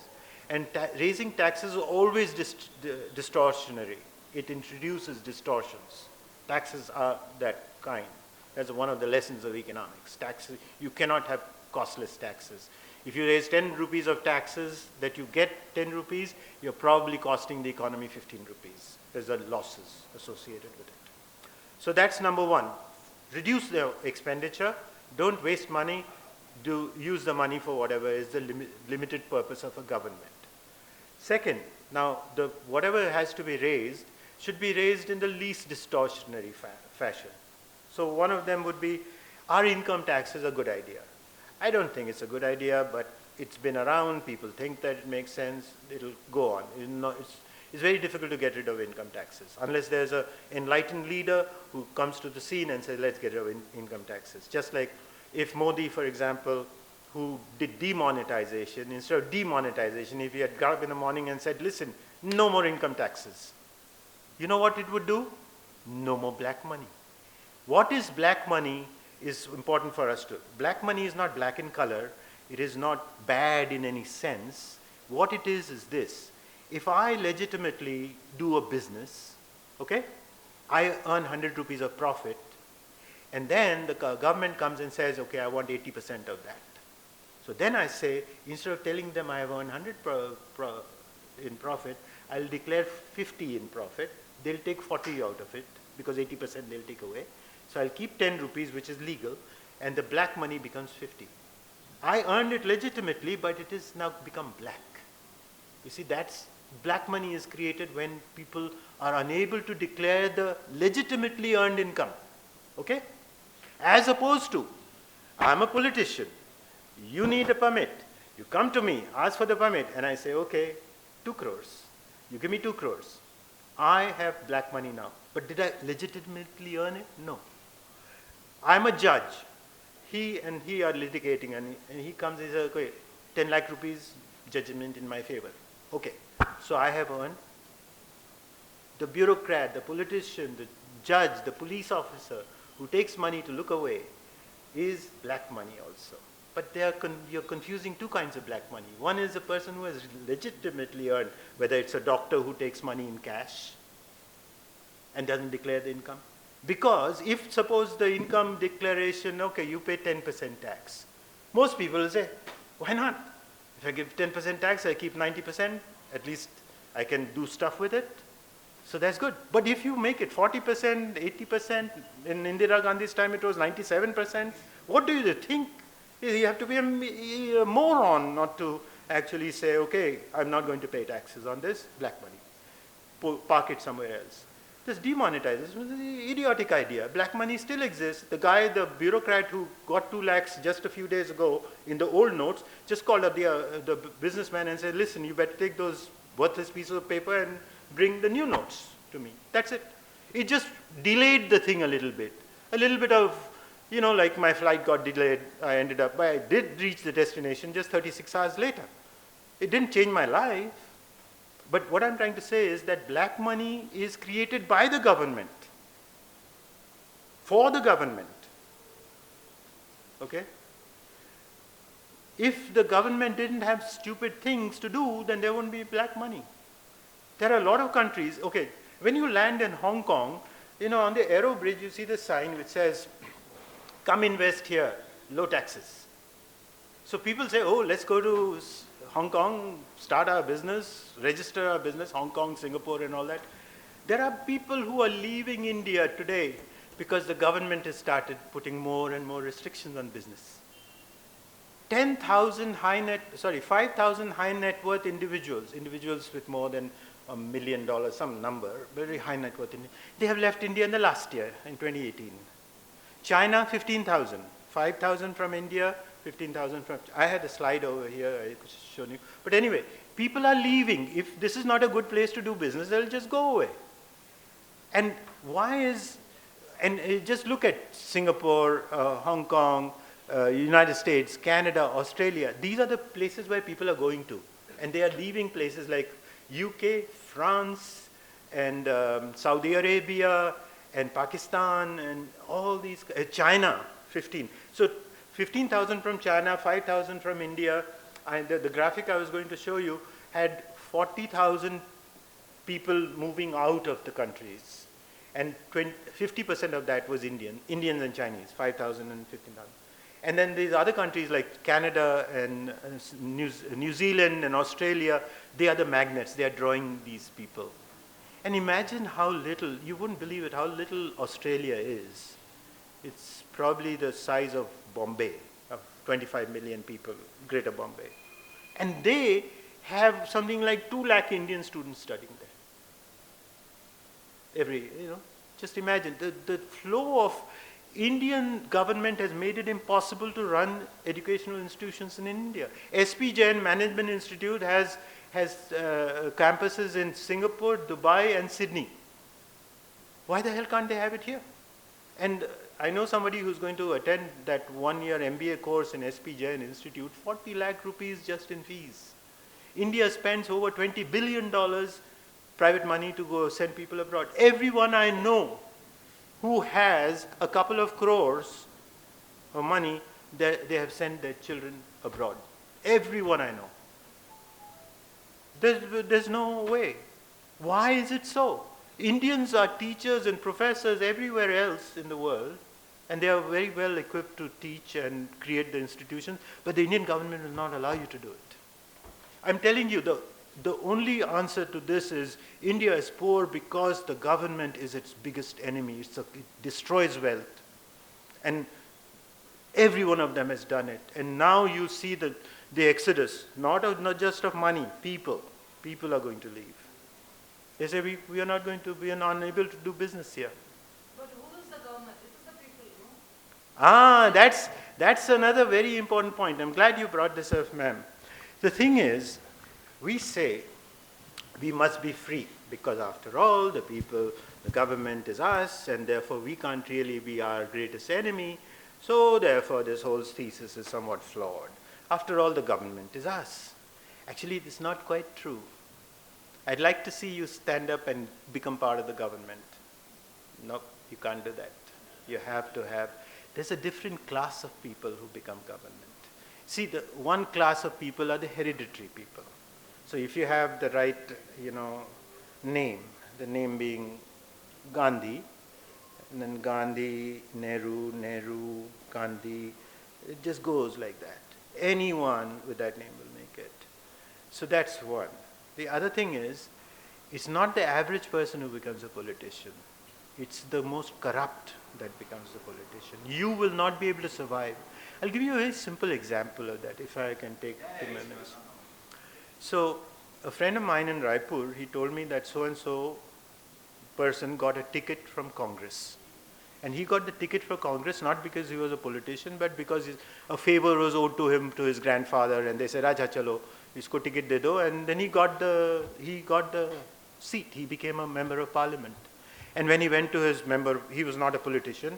He went to his office and all that, and his secretaries came and said, "Sign this paper, sign that paper." And then he said, "What am I signing?" And they said, "Well, if you sign this paper, we are going to get X lakhs rupees, this, that, and the other." And then he suddenly realized that he was enmeshed in all this bribery and things like that. So he said, "I'm not going to do that. I want to be a clean politician." Next day he got a call from Delhi saying, "No problem, we'll replace you." After all, it was not like he was making the money. He gets to keep a cut, but the rest goes. When Bombay contractor pays for building buildings to somebody, some gunda, it goes all the way up to the chief minister, who then has to give to the prime minister. So it's a whole system, the entire system. And you're just a cog in the system. If you don't play according to the rules, out you go. One honest person cannot survive. Either he becomes dishonest or he gets kicked out, because there are other people to take that place. It's a whole system.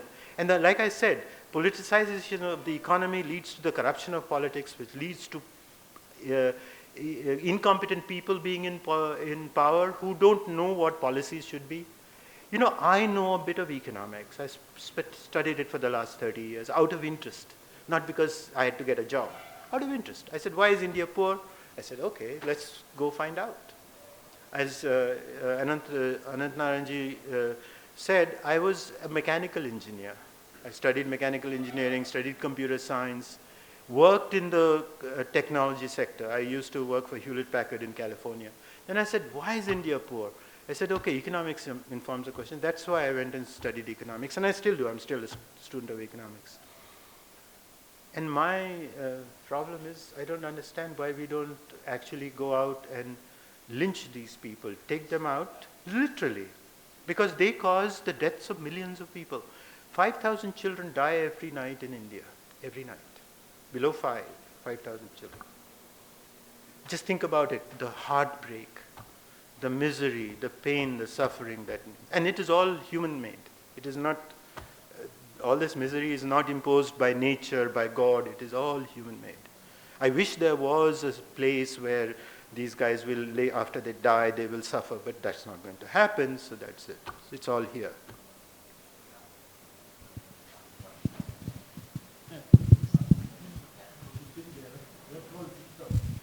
The funding is the main problem. It comes from corrupt sources. The system is to be blamed. Understand. Very good point, sir. So here's my answer to electoral system and funding and all that. Tell me something. Why does to contest an election require a lot of money? Why does it require a lot of money? After all, if there are a constituency and I'm contesting it, you're contesting it, we make our speeches. Where's the money coming? What's the money required?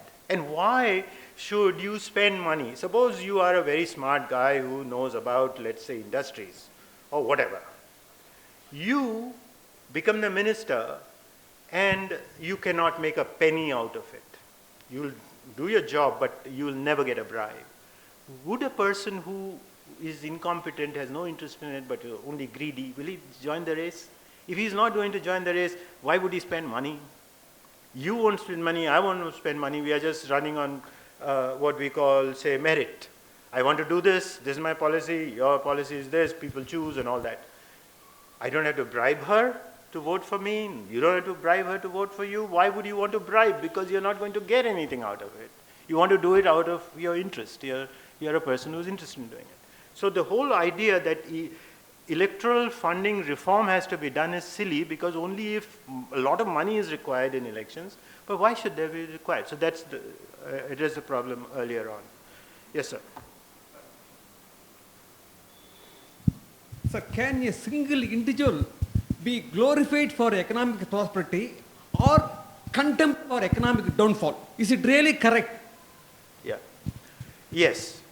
So, you know, as I say, I don't know if you were here when I was giving the main talk, where I said that the human society is a consequence of human action but not of human design. So can a single person be held responsible for prosperity or poverty? Okay, and the answer is yes. I give you a simple example here, and it's a city-state example, but it can be, there are different ways of looking at it. So I give you an example. You know Mao Zedong killed more Chinese than any other people have ever killed, 40 million approximately. And did he actually go and kill each of those 40 million? No, he put in the policies which actually starved them to death and whatever. So yes, he is responsible. He didn't do it single-handedly, but he is the one who actually created the conditions and things like that. So he did that. Next, after Mao died, by sheer luck, a guy called Deng Xiaoping took over. And Deng Xiaoping put in place those kind of policies which lifted nearly 700 million people out of extreme poverty, and China became what it is after 1979. One single person. People can make a difference. Not because they go and do the thing, but they change the rules of the game. China became prosperous. It was poorer than India. Now India is far behind. It's so far behind China that you can't compare the two. One single person. So yes, there is a possibility. My conviction is that India's trouble started not with the British, not with the Mughals. They were foreigners. They did what they did. They came to rule and conquer and extract and exploit and defeat. That's what colonialism does. They do it not for humanitarian reasons, for development and all. No, they don't do it that way. But the person who is responsible for India's poverty, in my serious judgment, is Mohandas Karamchand Gandhi. And then from Mohandas Karamchand Gandhi, then he chooses this man who is practically, and I say it with great respect, a moron basically. And this is on record, probably it will be on YouTube, but a man who was a moron, who didn't realize that he was ignorant. Many people recognize that they're ignorant, they don't know. But this guy thought he was everything. He knew economics, he knew history, he knew architecture, he knew everything. So that's the kind of silliness. So India's problem starts with its leaders, which, by the way, leaders are random draws. People think that they are choosing leaders, but they are not. It's all an accident. It's accidental. Why did this guy become, this Mohandas Karamchand Gandhi guy, get to where he was? A lot of accidents. I mean, he could have been beaten to pulp by the British, but the British found that it was a very good instrument to have. All you have to do is persuade one guy and then everybody will follow him. That's it. So they didn't have to deal with a whole bunch of people. They said, okay, Gandhi do this, and he would go and do that. So that's it. Yes, yes, sir.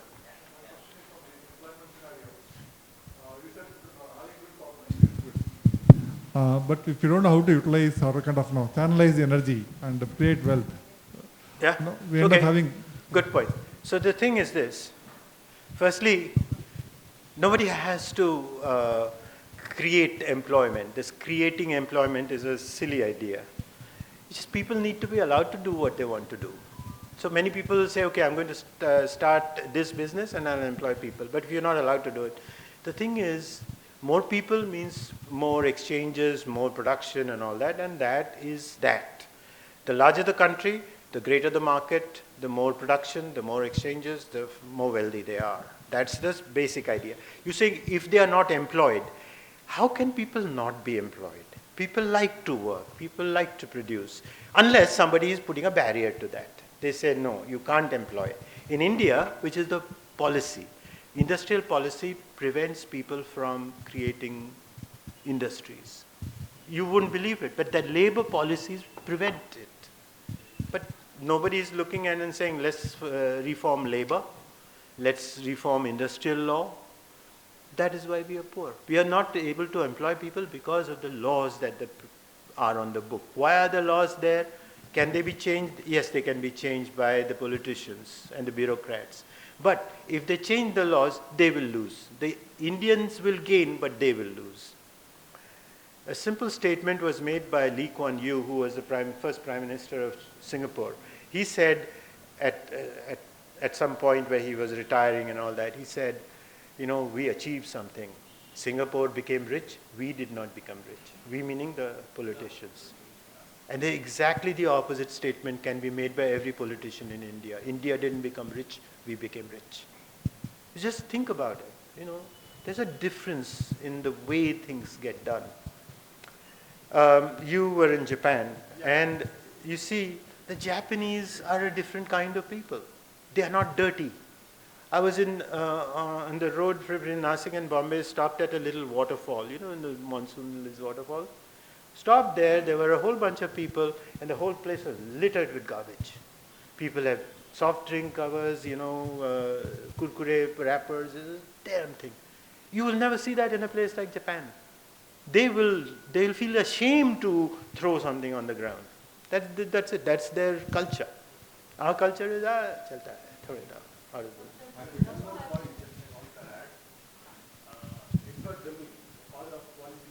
Yeah. Absolutely, absolutely. It's a system.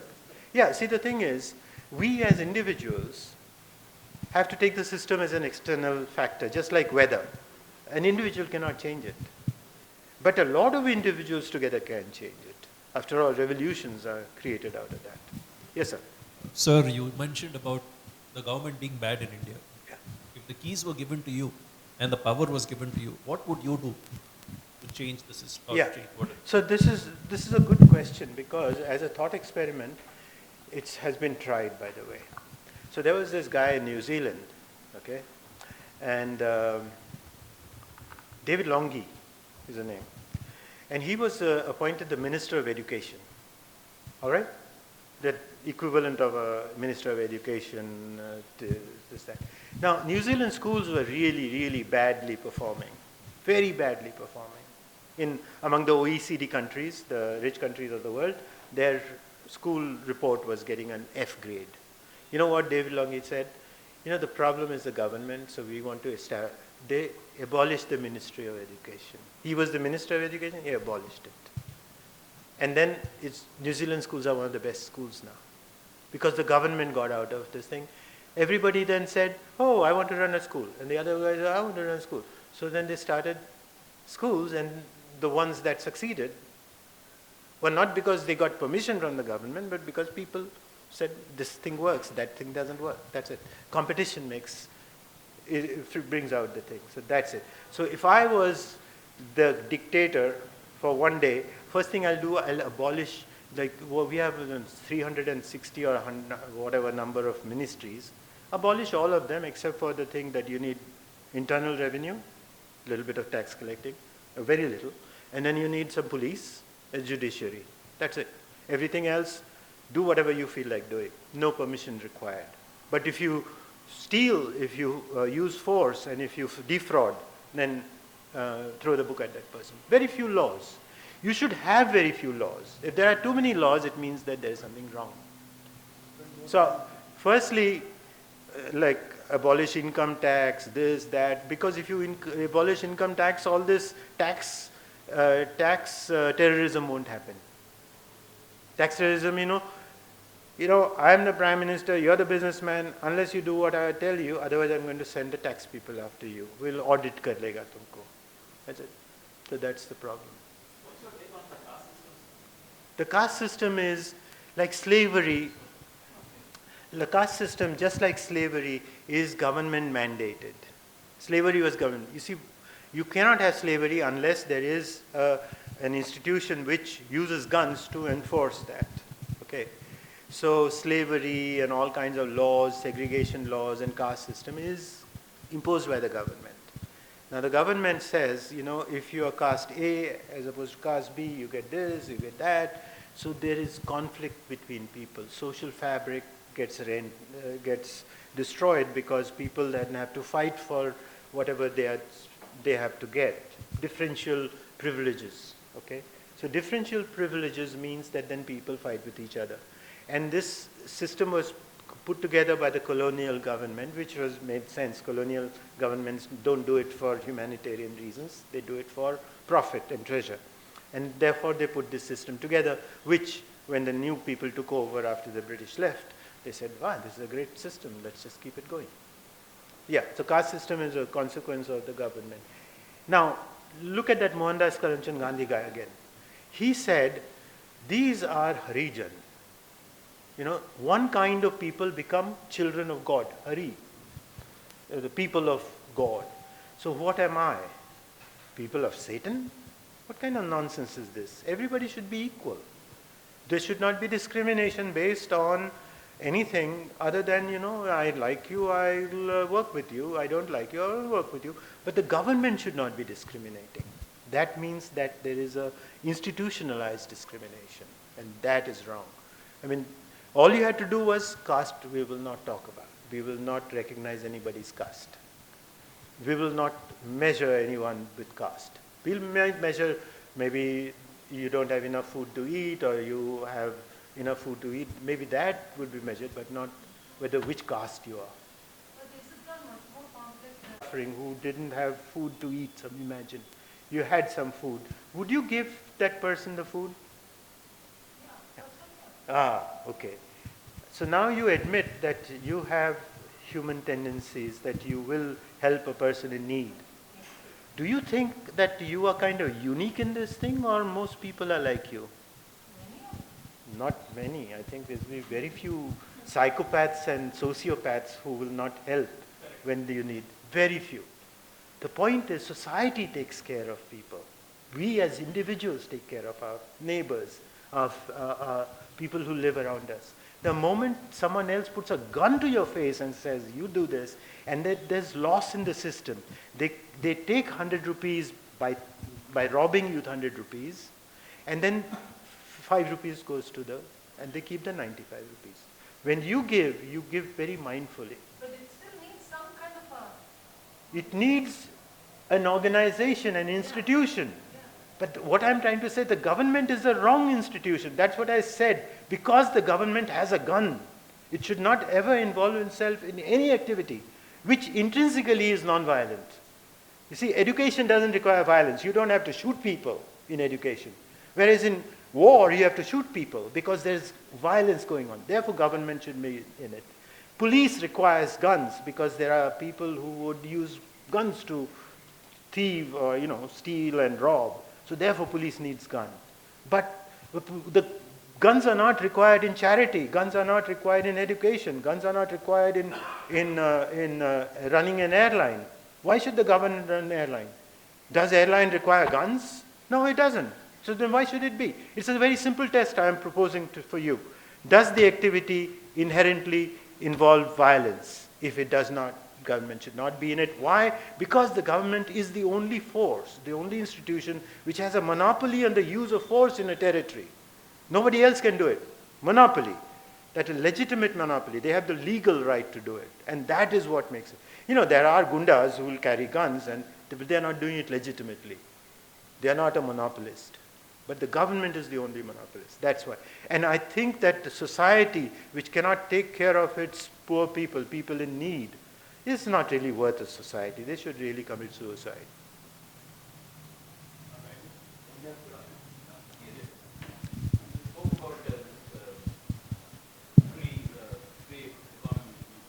Economic freedom.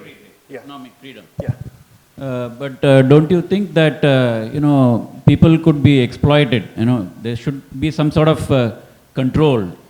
Like I'm a seafarer. We used to have the flag of convenience. Where the seamen were exploited like hell. The rules slowly started coming in, and now things are a little better. But is free trade economy a double-edged weapon? Some sort of regulation has to be there, isn't it? Our government should control, right? Yeah. Again, the first thing is, answer is yes, there has to be some kind of control, and as an institution, organization that should take care of that. And the question is, should it be that guy with the gun that will do it, number one? And the other thing is, what do you think that if there was no government, then people will be defrauding each other, stealing from each other, thieving from each other?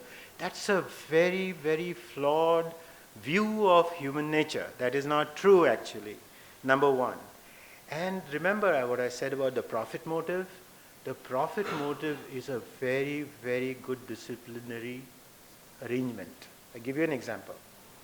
Now, if suppose I'm a car manufacturer, and as a car manufacturer I start making defective cars which kill its drivers, how long will I be in business? Does the government have to make rules saying you can't make cars which kill their drivers? No, it doesn't require that. Because if I make cars which kill the drivers, the other car manufacturer makes cars which are safe, people won't buy my car. I'll be out of business. The point is, you do not need very much. You don't need government to check commercial fraud, because if I sell you defective things, you'll stop buying from me. I have to be, reputation matters. After all, why do I go and buy a Toyota car? Not because I've examined the car, every car that is coming out of it and all that. No, because I know that they are in business for the last 40 years, 50 years. People buy their cars. I know their safety record. And they will not create things that will kill me. Okay, so you don't need the government. But the government does require that if I defraud you, you should be able to take me to court. We sign a contract that I'll redo your kitchen. You give me 100,000 rupees for that, and then I don't do it. You need to be protected against that kind of thing. And knowing that you can take me to court, and I know that you can take me to court, and you know that we can go to court, we will be in good behavior. We won't have to do that. In fact, you will not. If you knew that you couldn't take me to court, you will not pay me ahead of time for the job, because you know that I can run away and that's it. So that beneficial trade won't happen, because everything can't be immediate, that okay, you give me $5, you take this.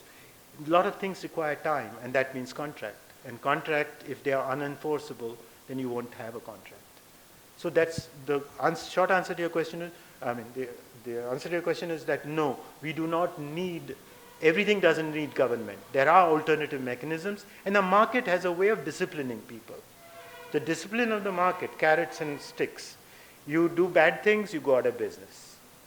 Then the people, that's how it is. It's evolution. Like this blockchain now, it's coming up in a big way, but at the same time, we need to monitor that also. No, I don't see why you should monitor anything. This is our instinct. We have been brought up in a socialist system that everything requires monitoring. No, there is self-monitoring. It is possible. It's like this. If a person who takes his children and constantly monitors them, does everything for them, prevents them from doing this or harming themselves or others, they're not allowed to play because they might hurt themselves or hurt somebody else. They don't grow up to be responsible adults who are able to take care of whatever responsibilities they have, they become incompetent. And the problem with India is the paternalistic attitude that the government has, that everybody is incompetent, everybody is a thief, so they have to be monitored, they are incompetent, they cannot earn anything, so they have to be given a cylinder of gas. It's the constant thing that you are incompetent and you are evil, you're not an honest person. That's it, that attitude. Like I said, it's a low trust society. In the US, a lot of things happens on trust, because everything can't be written down in a contract. A lot of things is a handshake. And that's it. So that is what creates wealth. Where you say that I can depend on you. You said that your word is your contract. What is your take on Narendra? Sorry? What's your take on Narendra? Well, it's a very sensitive question to answer, but I'll tell you this. Between 2010 to 2014, my colleague and I worked very, very hard for Narendra Modi's election as the Prime Minister. Okay, so that was our position, and that was our position.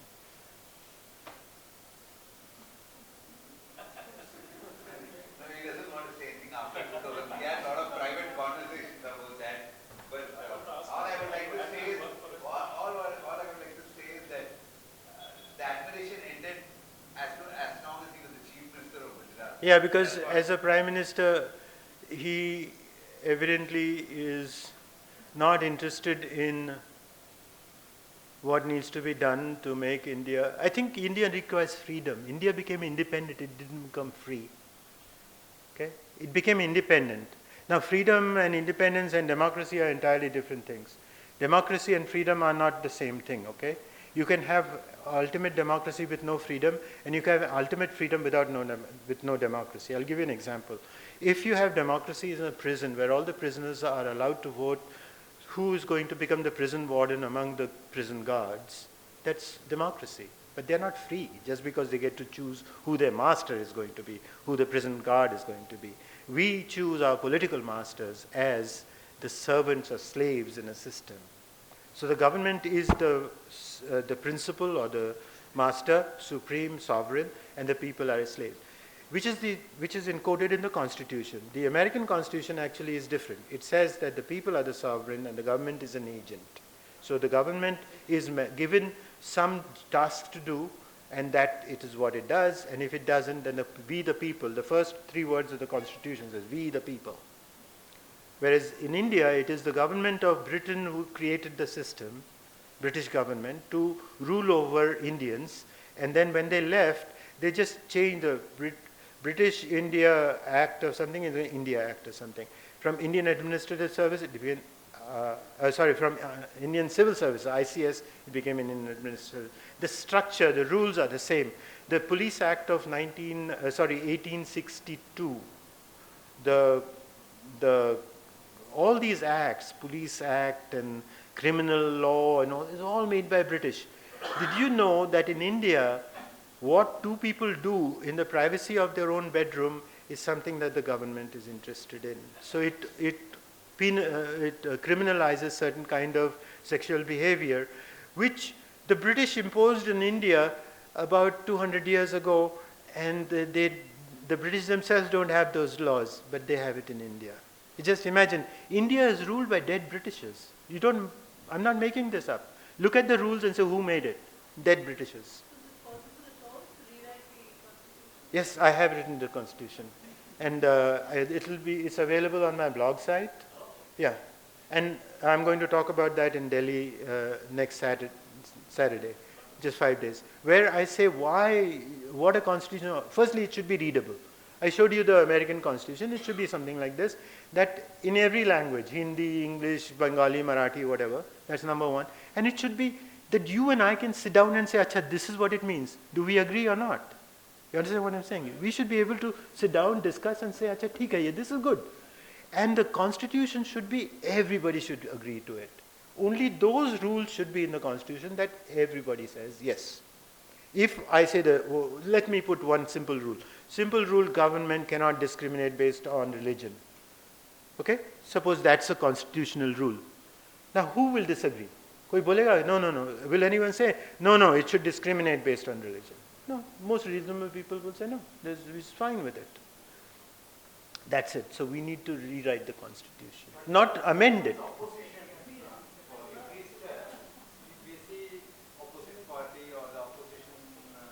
Which means that then your proposal is not a good proposal because people are going to oppose it. No, I don't understand. Like I said, suppose I say a rule should be made that people at the age of 35 should be flogged to death. How many people will agree to that? I'm just giving an example, an extreme example. I'm saying let's start with a set of rules that we all agree with.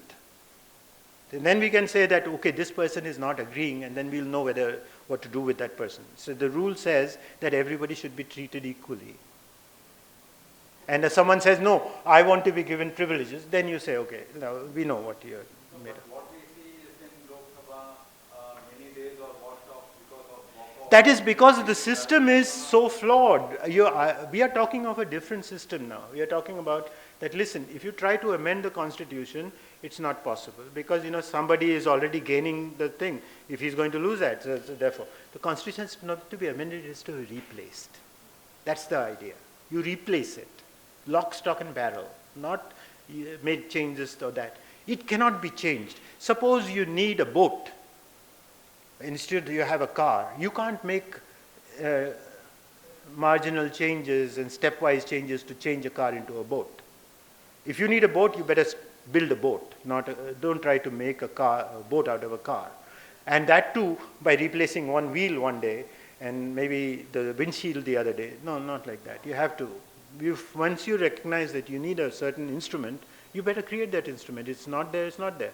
You can't say, okay, I need a guitar, so let's take this hammer and make a guitar out of the hammer. It can't be done. So how is it that USA, with the constitution made 200 years ago, is still applicable to every citizen today? Yeah. But it's not the same case for us Indians. Yeah, because our constitution, the thing is, the history of the United States is somewhat different from the history of India. Both were British colonies. But the British colonies were British people in there.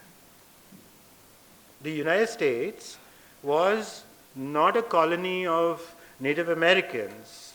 It was British people, German people, Irish people, they were there, Scottish people. And in India, there were Indians being ruled by the colonial government. So the rulers were how many? India was 20 times bigger than the island of Great Britain. 20 times. Its population was 20 times.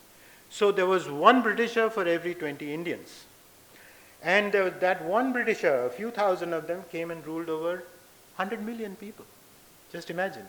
It tells you a lot about the Indian character, doesn't it? The British, when they came, when the Americans said that, you know what, we don't want to be subjects of the British king, we are going to fight them. And they fought a revolutionary war where they killed British. They had to take the help of the French to defeat the British. They fought a revolutionary war where British got killed by Americans and Americans got killed by the British. They were all British subjects before that anyway. How many British got killed in 1947? Zero. Not one. How many Indians got killed? Millions.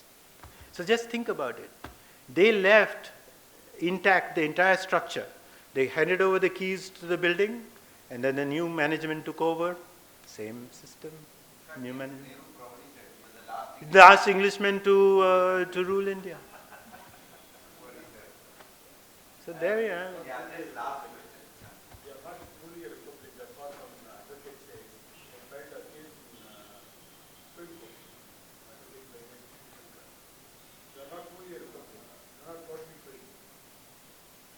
I said we are an enslaved people.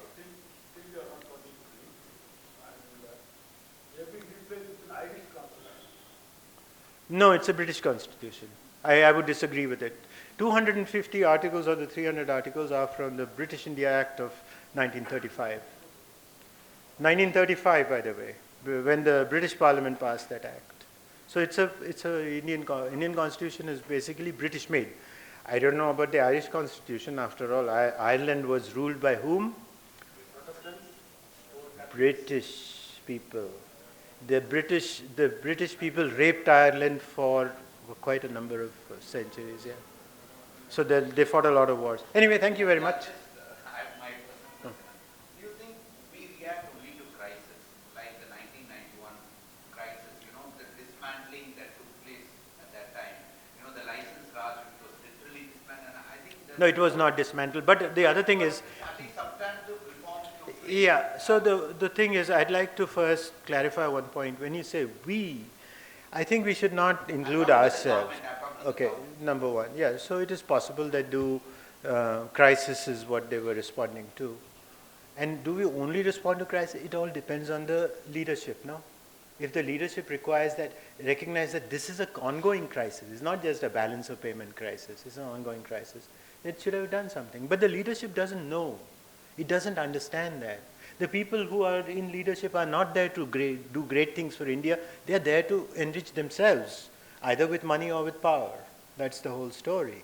After all, who are the people? If you just put 543 decent, competent, honest people to be elected to parliament in any election, any general election, all of them will lose their deposit. They won't even get enough votes to go clear that simple low bar. Why? Because nobody will vote for them. Not one single competent person will be elected. That speaks a lot about the people.